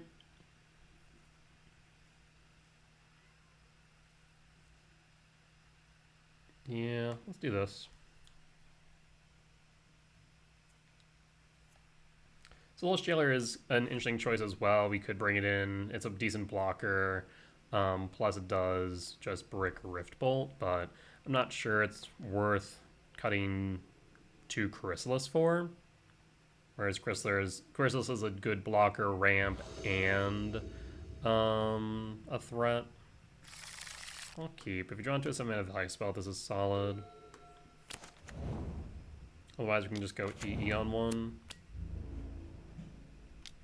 I mean, even if we draw into a 7-mana value spell, we can do EE on one, Lab, Talisman, EE one. Yeah.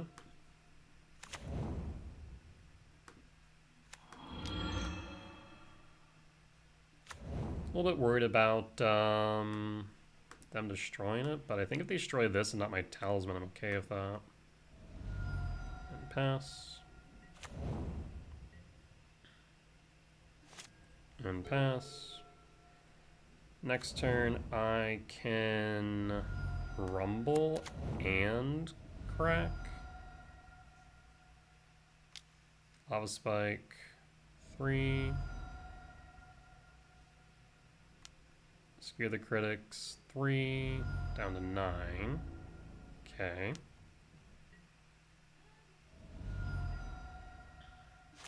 Draw. Dismember. So I will Forest Rumble, finds a Null Drifter or Sprawl. I'm gonna say let's go with Null Drift. And pass.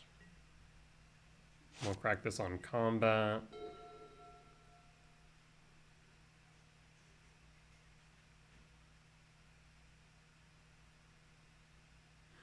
We want to try and get Ugin out ASAP, so I think we just go Soin Mycospawn non-kicked for a lab. To combat, crack EE, second main.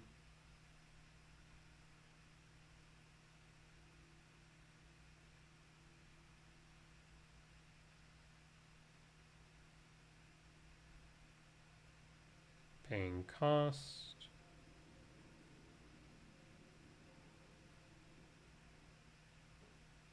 Yeah, because we can get Ugin out. We're in a pretty good position, right? This member's feeling a bit rough right now since we don't have enough life to pay. If they were to play in a Barbarian Ring, I would be tempted to grab a Jukabog, I suppose. They had something, but what? A second Mycospawn. 1, 2, 3, 4... 1, 2. Interesting. Could go Misty Rainforest, fetch. That gives us 2 blockers. The alternatively could just kick. 1, 2. So let me see here. 1, 2, 3. 4, 5, 6. We'd still need 1 more, right? Whereas if I kicked, at least then they wouldn't be able to play as much. Fetch Misty Rainforest. Down to 8 for a forest. Kick the Mycospawn. I think it is right to just reduce their mana at this point.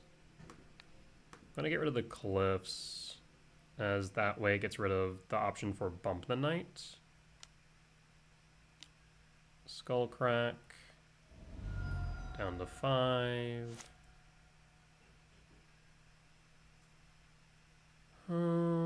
Let's see. We will go Ugin Lab Imprint, Null Drifter. Pass 2, 4, 5. So I need 2 more mana. Next turn we can kick their last land, unless they draw into another. Bane cost, Lava Spike to 2. No land, okay.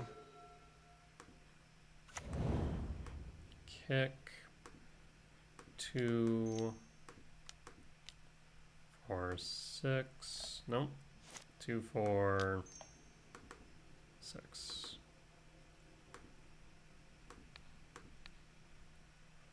1, 2, 3, 4, 5, 6. Is there a world where I'm worried about Barbarian Ring right now? Probably not. It doesn't hurt to do so. 1, 2, 3, 4, 5, 6, 7 regardless. So yeah, we'll Bojuka Bog. Target you. So now they need a land.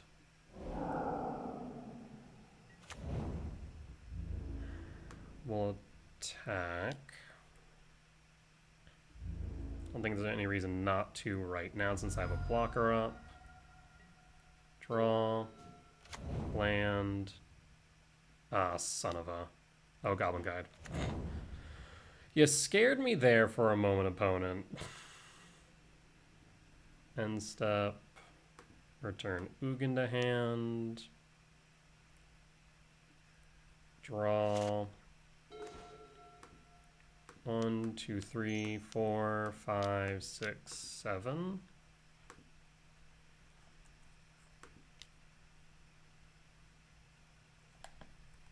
I think I will untap the Bog, unironically, just on the off chance we need to cast this Dismember.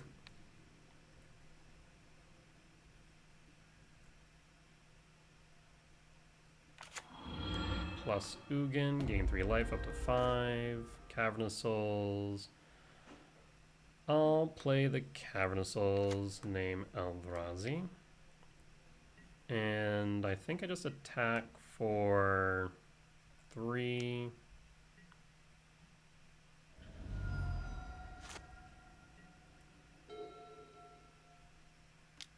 Monastery Swiftspear, that is fine.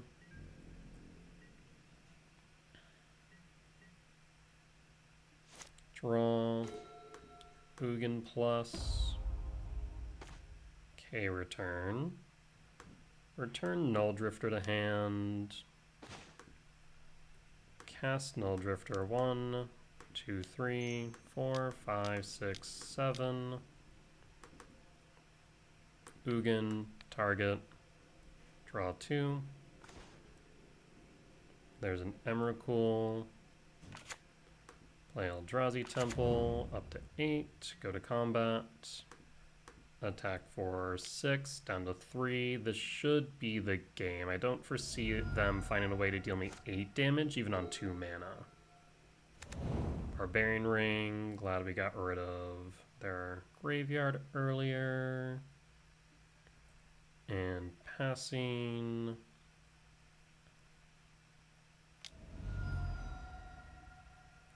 Draw a card, and that will be that. No reason to belabor the point, go to combat, attack with all, trigger, annihilator, and clean board for the win. Good stuff. Alright, solid win for round 5, and that should lock in our top 8 spot. With that said, we'll be back for round 6. Alright, and we're back for round 6 on the play for game 1 against Chris MTG. Likely a mirror match, so that will be fun. I will keep this hand. I mean, if we can just get a Rumble would be good, a K command would be good, another Myco Spawn would be good. So a lot of good hits. Hell, Karn would be solid.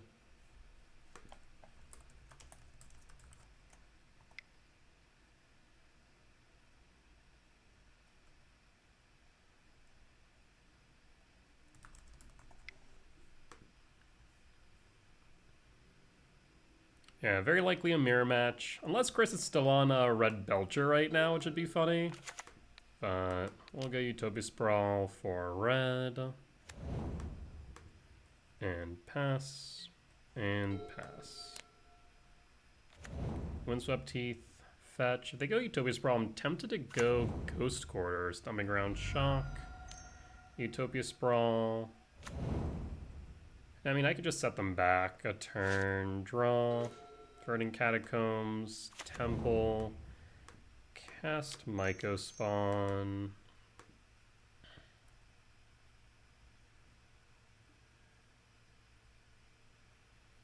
Let's go Ghost Quarter. And then go to draw. Ghost Quarter, target Stomping Ground, pass.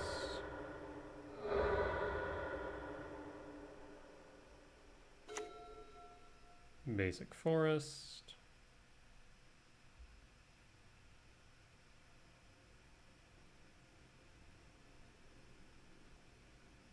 Biggest thing now is we just need to draw into some follow-up, right?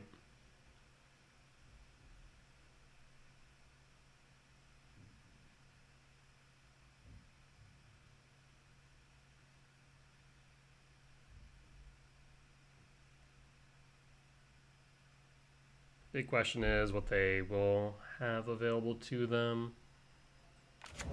Ugin Lab Imprint Worldbreaker. Looks like a Malevolent Rumble. Finds Talisman or Lab. I imagine they grab Lab. Chooses Talisman of Impulse. Interesting. Could play Talisman. I feel like that's a mistake. Just because Karn is potentially going to land if we draw into one.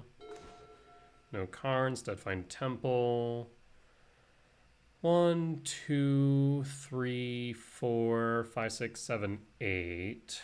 I mean, am I worried about 9, 10, 3? I'll go to combat. I think I will Bajuka Bog. Bajuka Bog, target you. Unfortunately, no additional plays. We're playing a little bit behind now. Especially if they do have a soul land into kicked Myco Spawn. Ancient Stirrings. So no kicked Myco Spawn.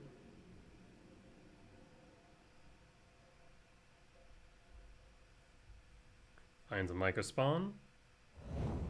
They could play one if they have a land. They do have the land. Do they play the Myco Spawns, the question, or do they hold for the kick?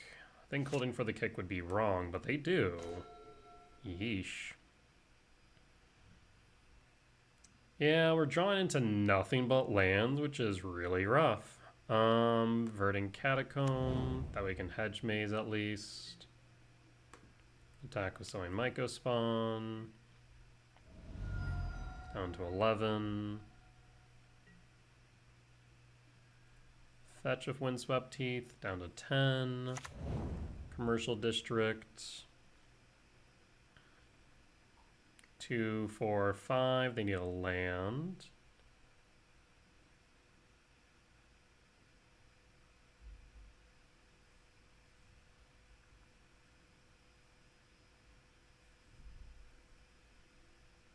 Yeah, drawing into nothing but lands is rough.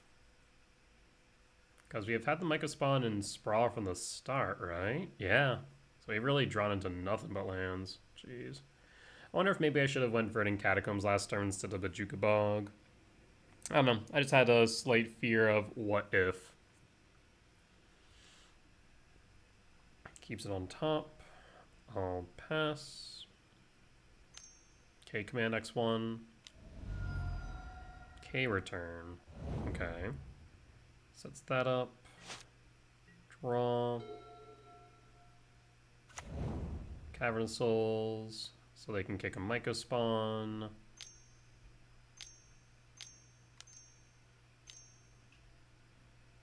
Yep, kicked Myco Spawn. Targeting.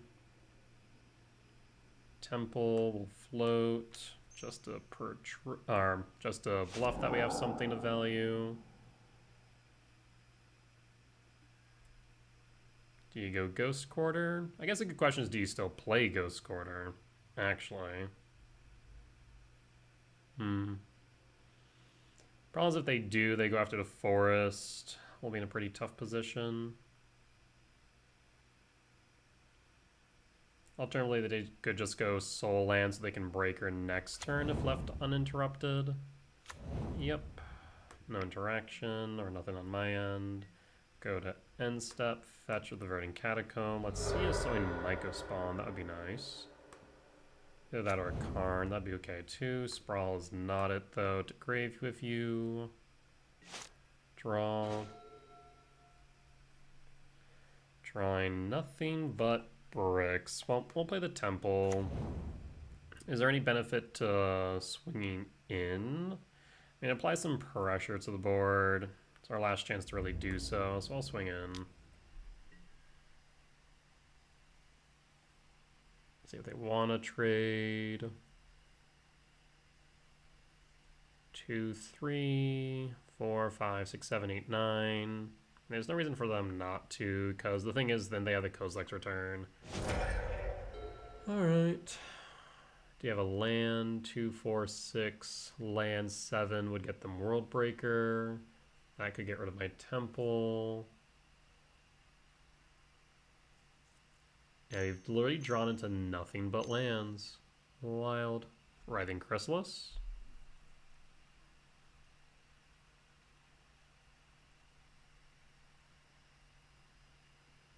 It is a Writhing Chrysalis. Resolves. 2, 4, draw. Dude, what is happening? This is ridiculous. Temple, Utopia Sprawl. 4 red.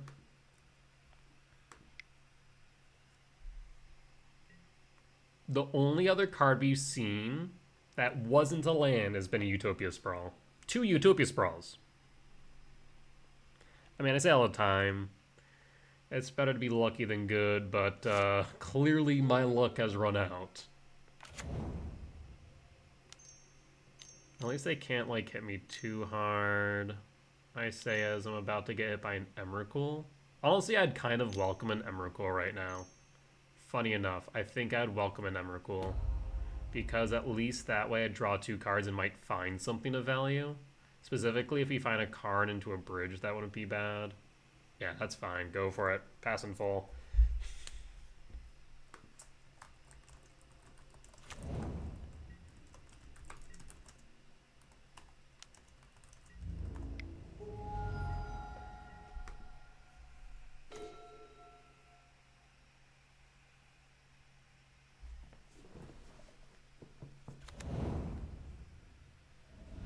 Fetch, they'll fail to find.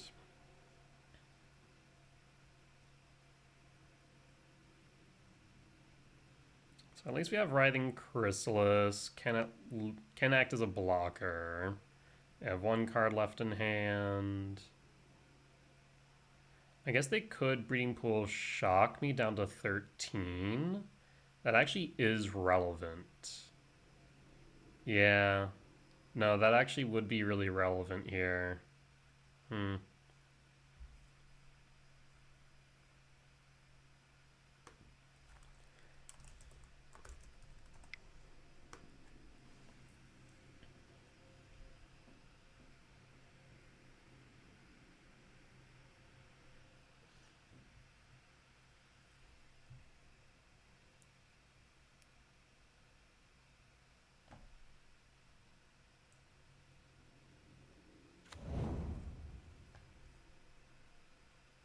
Okay, so they are going to Breeding Pool shock.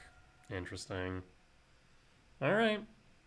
3, 4, 5, 6, 7, 8, 9, 10, 11, 12, 13. I mean, if you draw into an Emrakul, draw into a... Okay, you're going to Writhing Chris. And then sack the spawns. That's fine.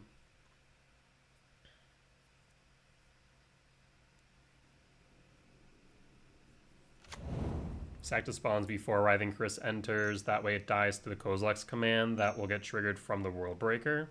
That way I have lethal on board. Yep. Smart. Draw. 1, 2, 3, 4, 5, 6, 7. K command will clear. So even, oh no, we already been juked and bogged. We already ghost courted as well, so I can't do a 2-for-1, which means I die. Yes, I did. I is dead.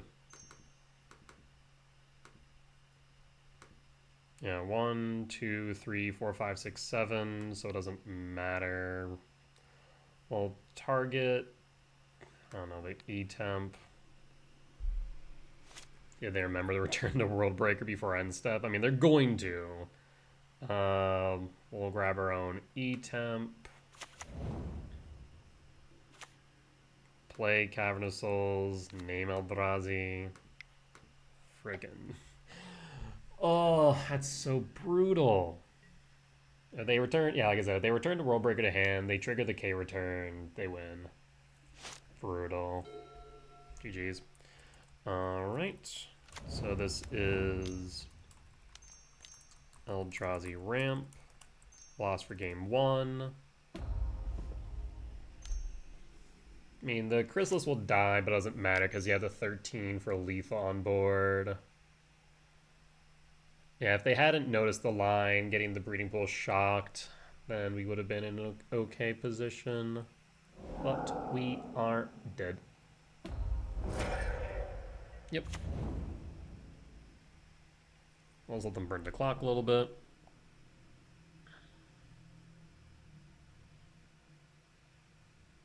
Alright.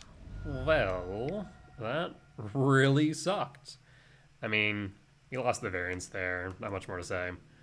I'll bring in consignment memory, cut the K returns.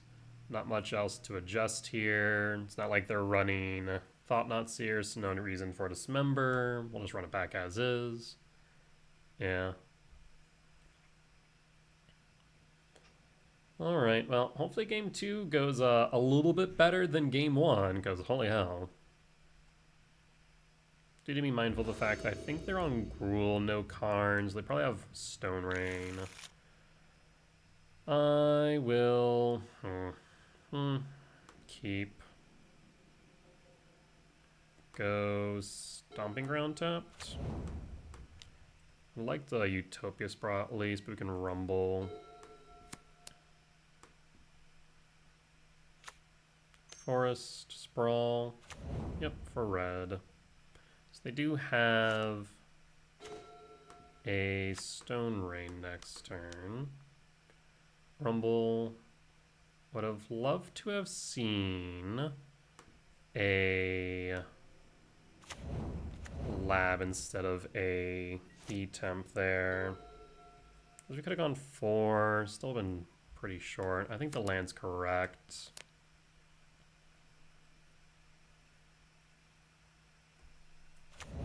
Lab. Imprint. Passing. Draw. Gemstone. So I don't need to temple if I'm going to go. Bingo. Gemstone. Oh, I did that in the wrong order. We'll go Myco Spawn.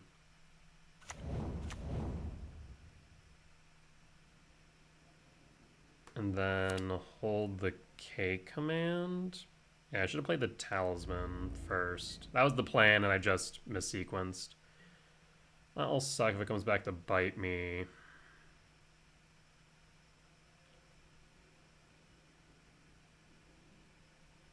Because, yeah, if we had one more... You got a Lace K returned K2, or K command X2 if we wanted. Not that I'm hard pressed to do so right now. The next turn, even if they would have swept, we could have kicked.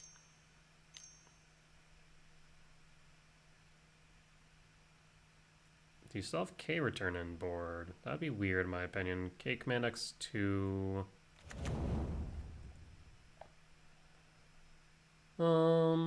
Raise the question of whether or not we K command X1. Would have nice to K command X2, but here we are. Oh, I guess we wouldn't have X2, we would have just had X0. So it kind of works out here. Reduce resources. See if they have the land for the kicked Myco spawn. They do.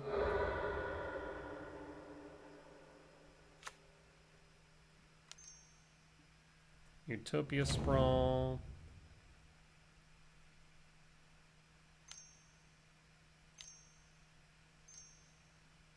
Here comes the kicked Myco. Yep. Land down. So we'll only have 5 next turn. Bajuka Bog, target me, 6 card types out. That's fine. Draw. Okay. Interesting. 2, 3, 4.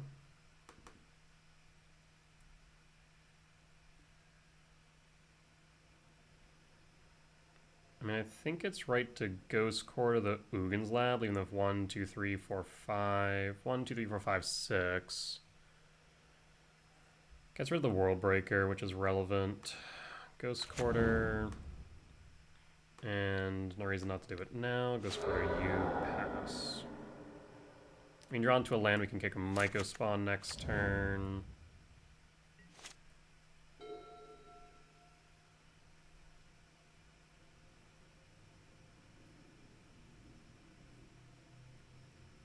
So they had the Soul Land into a World Breaker, we would have been in a bit of trouble. 1, 2, 3, 4, 5, 6, 7, 8.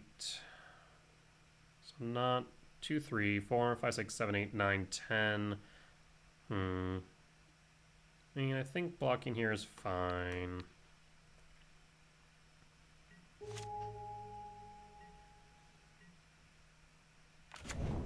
Sanctum of Ugin. Looks like another kicked Myco, if I had to guess. Yep. Temple down.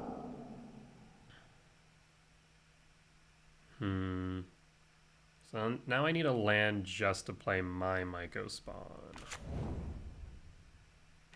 Land. Question now becomes, what do I do with this land? I mean, we'll play the Myco. 1, 2, 3, 4, 5, 6, 7, 8, 9, 10, 11, 12, 13. We'll Bajuka Bog, target you. Pass. And pass. Need to just hope that they fizzle out at this point. They want to attack, we'll trade, and then play Karn if they have no threats. Yeah, if we had the Talisman. So, while it did work out in our favor to some degree, not playing the Talisman actually did hurt quite a lot. 1, 2, 3, 4, 5, 6, 7, 8, 9, 10. I'll block.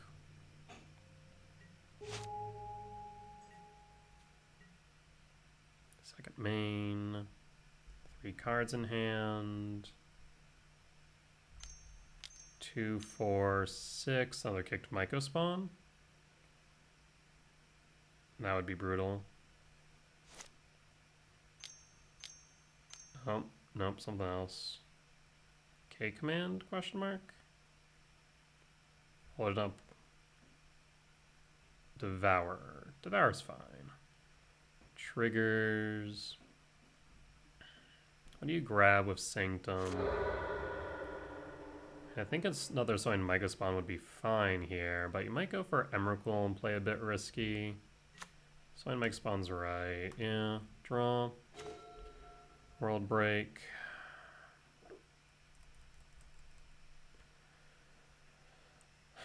Problem now becomes go KGC minus KGC. Yes, it forces them to focus in on KGC. We're going to grab bridge. And pass. And pass. Yeah, had we played the temple or talisman earlier, actually no, he still wouldn't have had the spawn, so I don't know. Yeah, I think still not playing the talisman was a mistake in the grand scheme, but it is what it is. 1, 2. The problem that I'm going to run with bridge, 1, 2, 3, 4, 5, 6, 7, 8, 9, 10.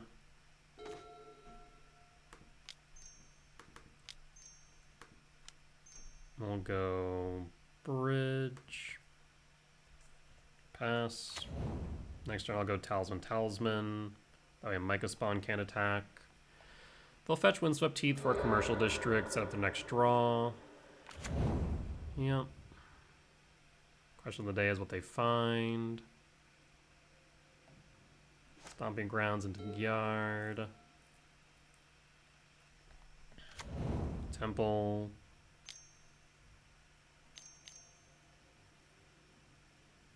Stone Ring. Yep. Less than ideal, but fine. 2, 3, 4. Writhing Chrysalis. Force of Vigor. Oof. Brutal. 9 down to 11. Draw. Uggin's Lab. Uggin's Lab. 1, 2, 3, 4, 5, 6. Gonna tuck the World Breaker. I'm gonna play Talisman. Going to evoke. We're gonna go down to 10, down to 1. That's some decent blockers. 1 card in hand. 1 Ancient Stirrings. Finds the World Breaker. That'll be enough to get at the... Oh, actually, we can't even play the Writhing Chrysalis, can we? Ooh, that's rough. So the World Breaker now. Hit the lab. No reason for them not to. Maybe for 9 down to 1. Need... Not that. Which means I can't play the Talisman into Chrysalis. Which means we are dead. GG's.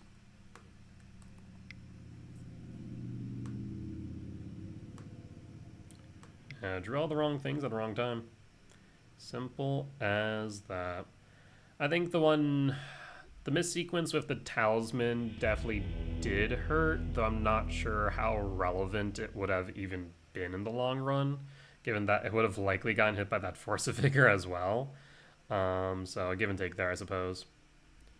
But c'est la vie. Sometimes win some, sometimes lose some. The good news is we're locked in for top 8 regardless, so we'll be back for the semifinals of top 8.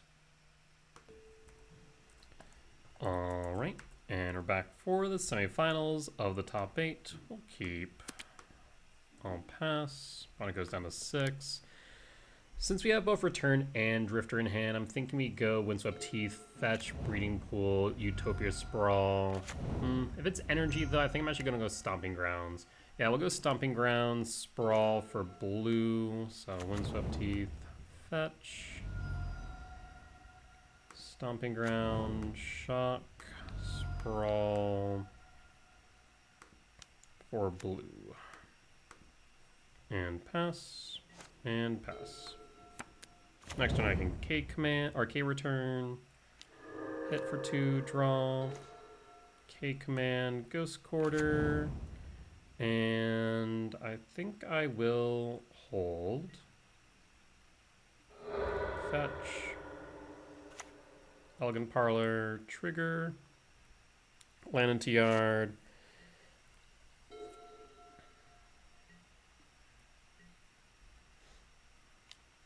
2.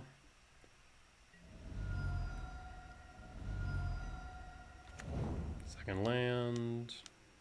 Season Pyro. Pitch 2. Galvanic Discharge. They've played land for turn. We sweep. Alright, let's see if we can hit a land. That would be nice. I'm going to evoke a Null Drifter. Trigger. Draw 2. Seriously? And pass. Pass. Somehow did not find a land drop. 2 cards in hand. 3. Fable Mirror Breaker. Draw. Ugin's Lab.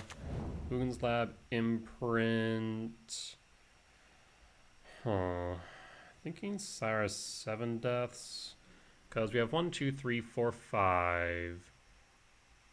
Yes. Cyrus 7 deaths. Talisman of Impulse. Sprawl. For green.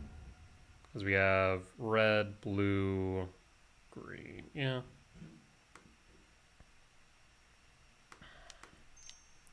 Into Soin Mycospawn. No kick. E-Temp. Debating whether or not I want to get rid of the Goblin Shaman. No, I think we're good for right now. We'll hold up the K command on the off chance that's relevant. 1, 2, 3, 4, 5, 6, 7.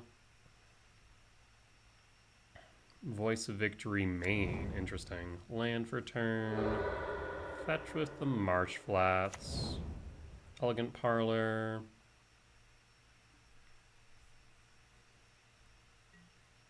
Go to combat. No attacks. And draw.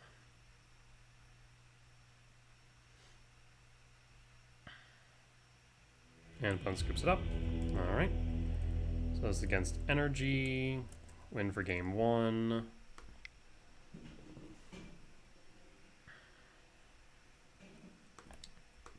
Let's go the new game plan, kind of the prowess play. Cut Karn, Emrakul, Ghost Quarter. Oh, I need to cut one more thing?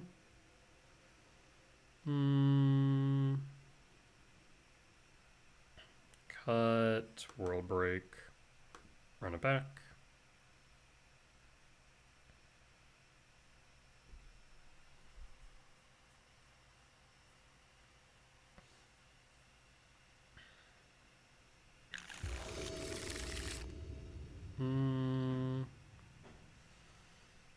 I will keep. It's a bit slow, but we'll go Verdant Catacombs, fetch Hedge Maze.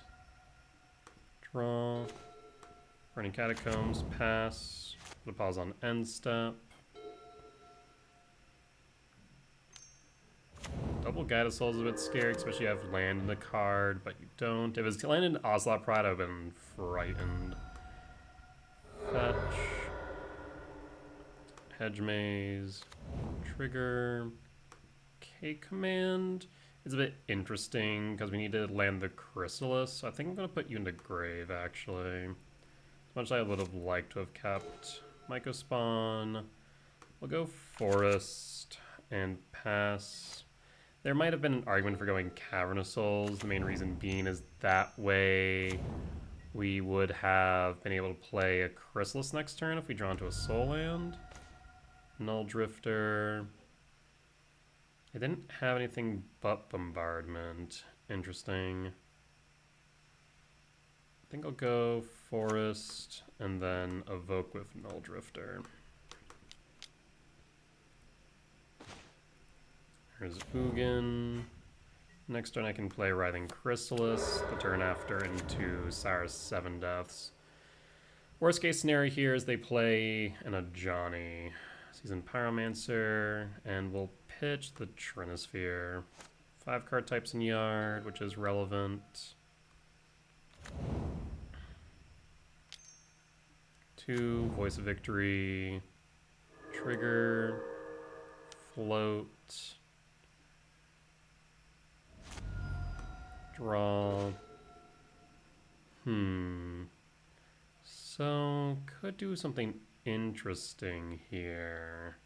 So we could go Stomping Ground, Shock. I'm kind of tempted to go Cavernous Souls. Cavernous Souls, name Eldrazi. We could go Sowing Mycospawn. The benefit of Mycospawn is that I would be able to go Mycospawn Lab into Talisman. Otherwise we can go Writhing Chrysalis, block the Guide of Souls. That's true too.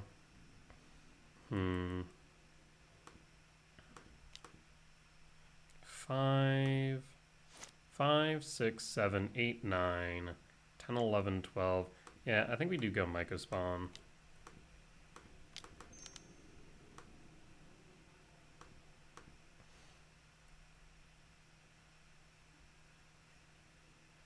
And I'll go Ugin Lab, Imprint.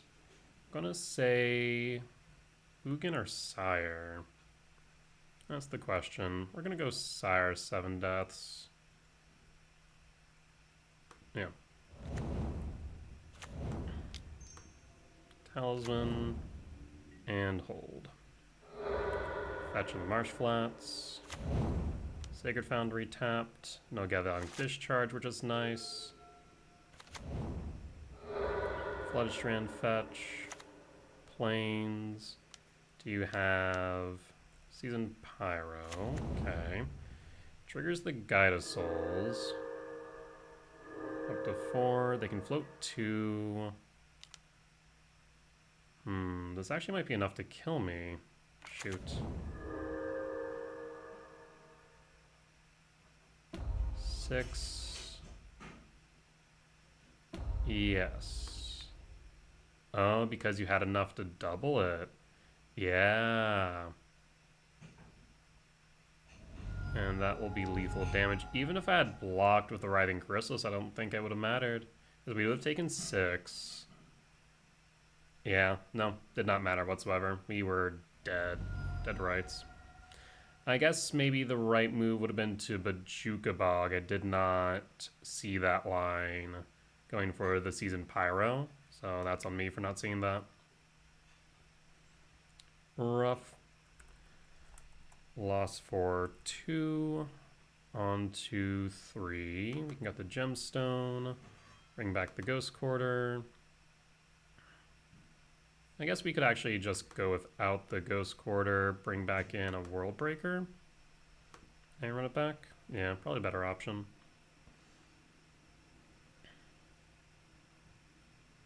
Yeah, I completely did not notice the Seasoned Pyro in yard. The right move would have been to Bojuka Bog. I'll keep.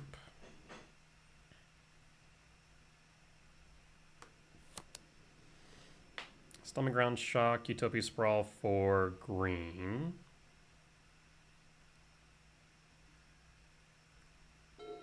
Stomping Ground, Shock, Utopia Sprawl for green. Pass. Pass. I'll rumble first. Draw. K return solid. Rumble. World Breaker. Ugin Lab, Imprint, and hold, fetch. Next turn I can kick a Mycospawn.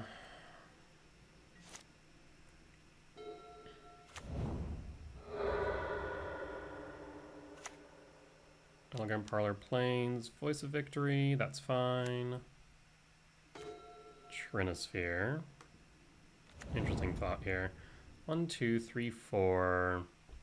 So, I mean, I could do that. 1, 2, 3, 4, 5, 6, 7.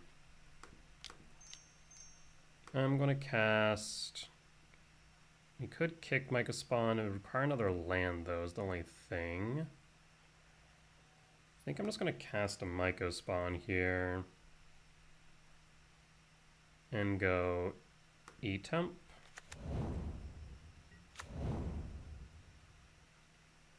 They don't have double red. Actually. 1, 2, 3, 4, 5. Yeah, if I had gone... Okay, so I think I should have gone for a non-colorless source. The reason being is they can play into a Charmaw now. So maybe kicking was right. Fetch. Shock.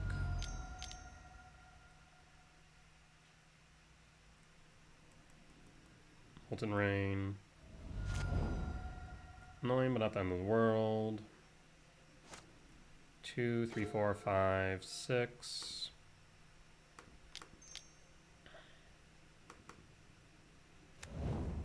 Pass. And pass. 2, 3, 4, 5. Bombardment.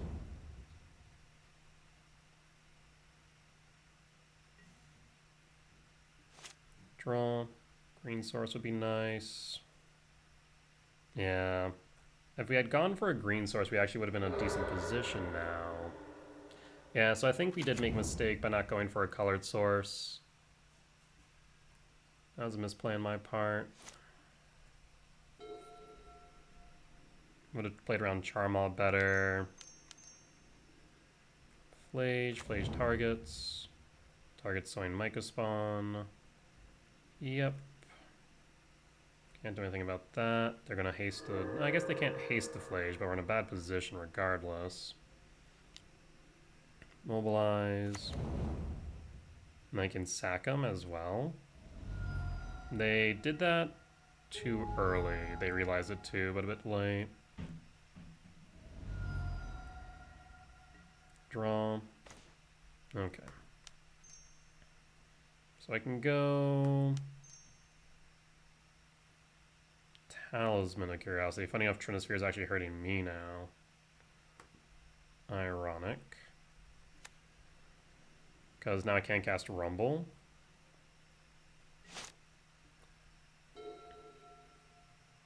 One, 2, 3, 4, 5.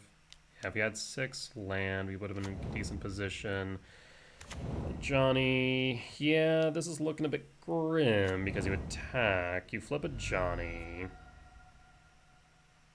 And Johnny flip down to 8. 8 down to 4. 4 down to 0. We lose. Yep. Concede. So I would say there's 2 things that went wrong there. Trinisphere unironically actually did hurt us at that point in the game. Maybe it was wrong for me to play it. If Trinisphere was a Karn, would have been better. That's an interesting question. Maybe. If Trinisphere was Karn, would we have been better off?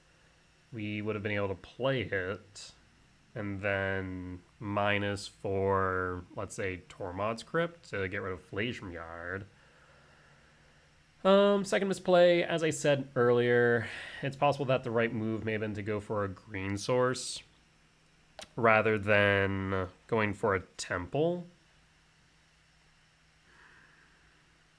I mean, we didn't have the Rumble in hand at the time, but the Molten Rain was definitely impactful.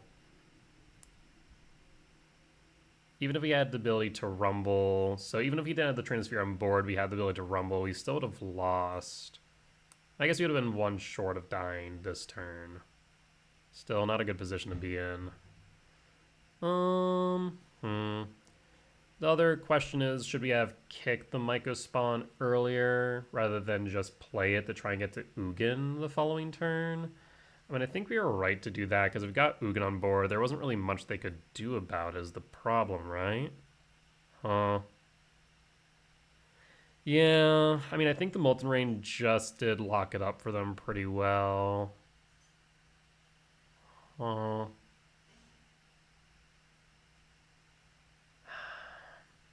I think there are different lines we could have taken, and it would have moved things in a different direction. Because I'm forgetting if they played the Molten Rain on turn 3 or not. I want to say that they played it... When did they play it? Let me check. I can actually double check pretty easily, right? When did you play Molten Rain?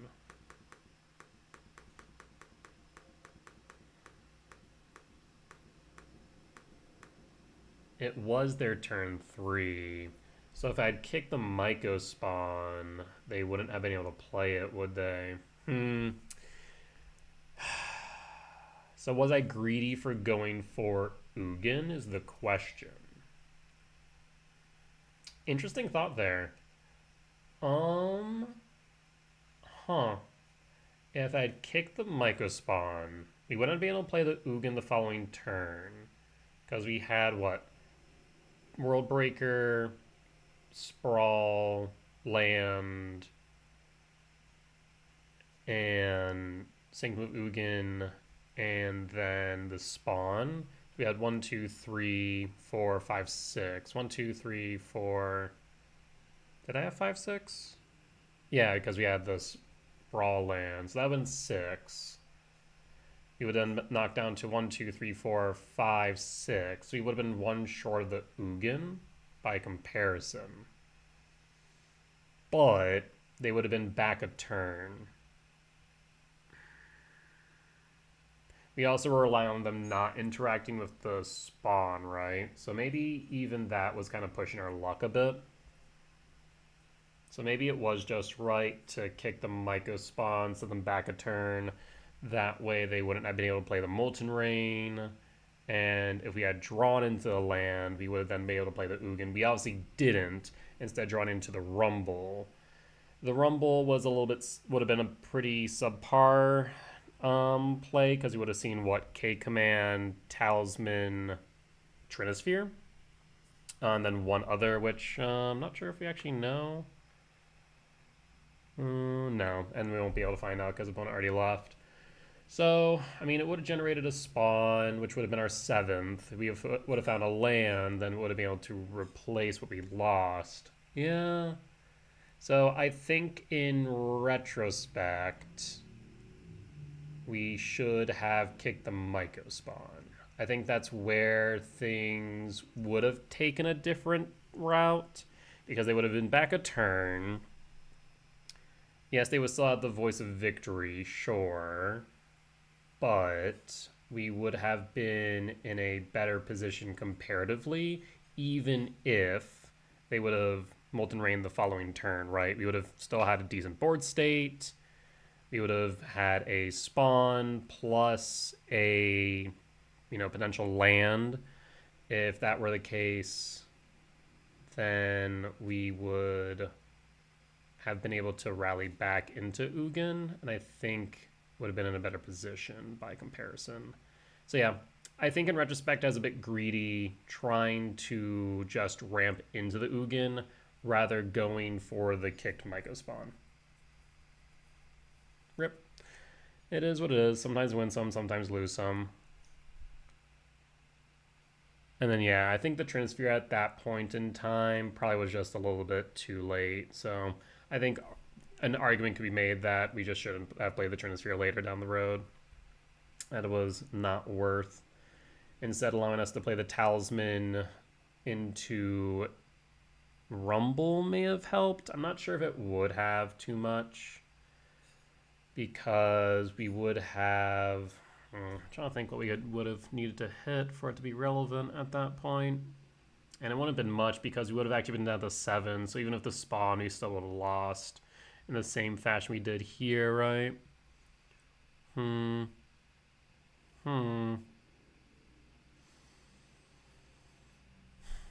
yeah, I think it comes back to that, what our turn 2 play, turn 3 play. Yeah, our turn 3 play, I think it comes back to that. If we're going back and analyzing our game. We should have kicked the Myco spawn. I was greedy, and I paid for it. I think had we done that and sent them back the turn to 1 land, then we would have been able to probably get to where we wanted to anyways with Ugin. Like I said, again, we didn't know about the Malevolent Rumble, so I can't really speak to like that specific thought of, well, oh, if we had done that, we could have played Malevolent Rumble. So I don't know. 1, 2, 3, 4, 5, 6, but any land off the top would have gone with Ugin as well. As mentioned, we would have had 1, 2, 3, 4, 5, 6, 7 Eldrazi mana. Yeah. So we would have been able to play any Eldrazi short of 1, 2, 3, 4.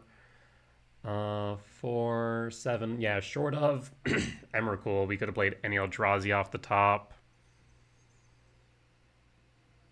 Yeah, okay. I think that's enough overanalyzing. I think, realistically speaking, it just comes back to that turn 3. If we had kicked the second or the Sacred Foundry at that point, we would have been in a good position. It is what it is. Sometimes win some, sometimes lose some. And sometimes you make mistakes and learn from them. I think in this case, I saw the Ugin, I saw the turn 4 play, and we got greedy because of it. That said, that there will be the end of today's video. We'll be within the top 5 through 8, which not bad results, all things considered. I'm pretty happy with a 5-2 record. Of course, would have liked to have made it to the quarterfinals, but it is what it is. Yeah, overall, solid wins. I think our only other loss to Chris MTG in round 6. There's not too much to talk about there if we're looking back on games. I mean, game 1, we drew nothing but lands, so we lost a variance there. I mean, I guess it could have taken, or could have mulliganed, but I think with, like, on the play, ramping with a Myco spawn, even if we had gone into Ghost Quarters like we did, I think that was right. I think if we had drawn any bit of action, we would have been in a good position, but we didn't, so is what it is there. Game 2, I'm trying to recall, but I think we just didn't find the cards we needed when we needed them. So, not much to talk about there. I think just the major misplay was game 3 here. But that being said, as always, if you guys did enjoy today's video, please do consider hitting the like button, comment down below if you did see any lines that I missed, any mistakes that I made, or any general feedback. It'd be much appreciated. For as much I hope that you all learn from me in both my success and failures, I hope I can learn from you all as well.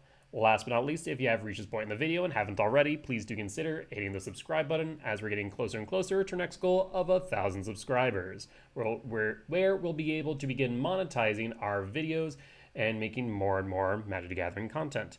In the meantime, if you do want to support me monetarily, you can do so over on my Patreon, where you can get early access to our YouTube videos as well as updates to my deck guide. With that being said, I'll see y'all next time. Bye-bye!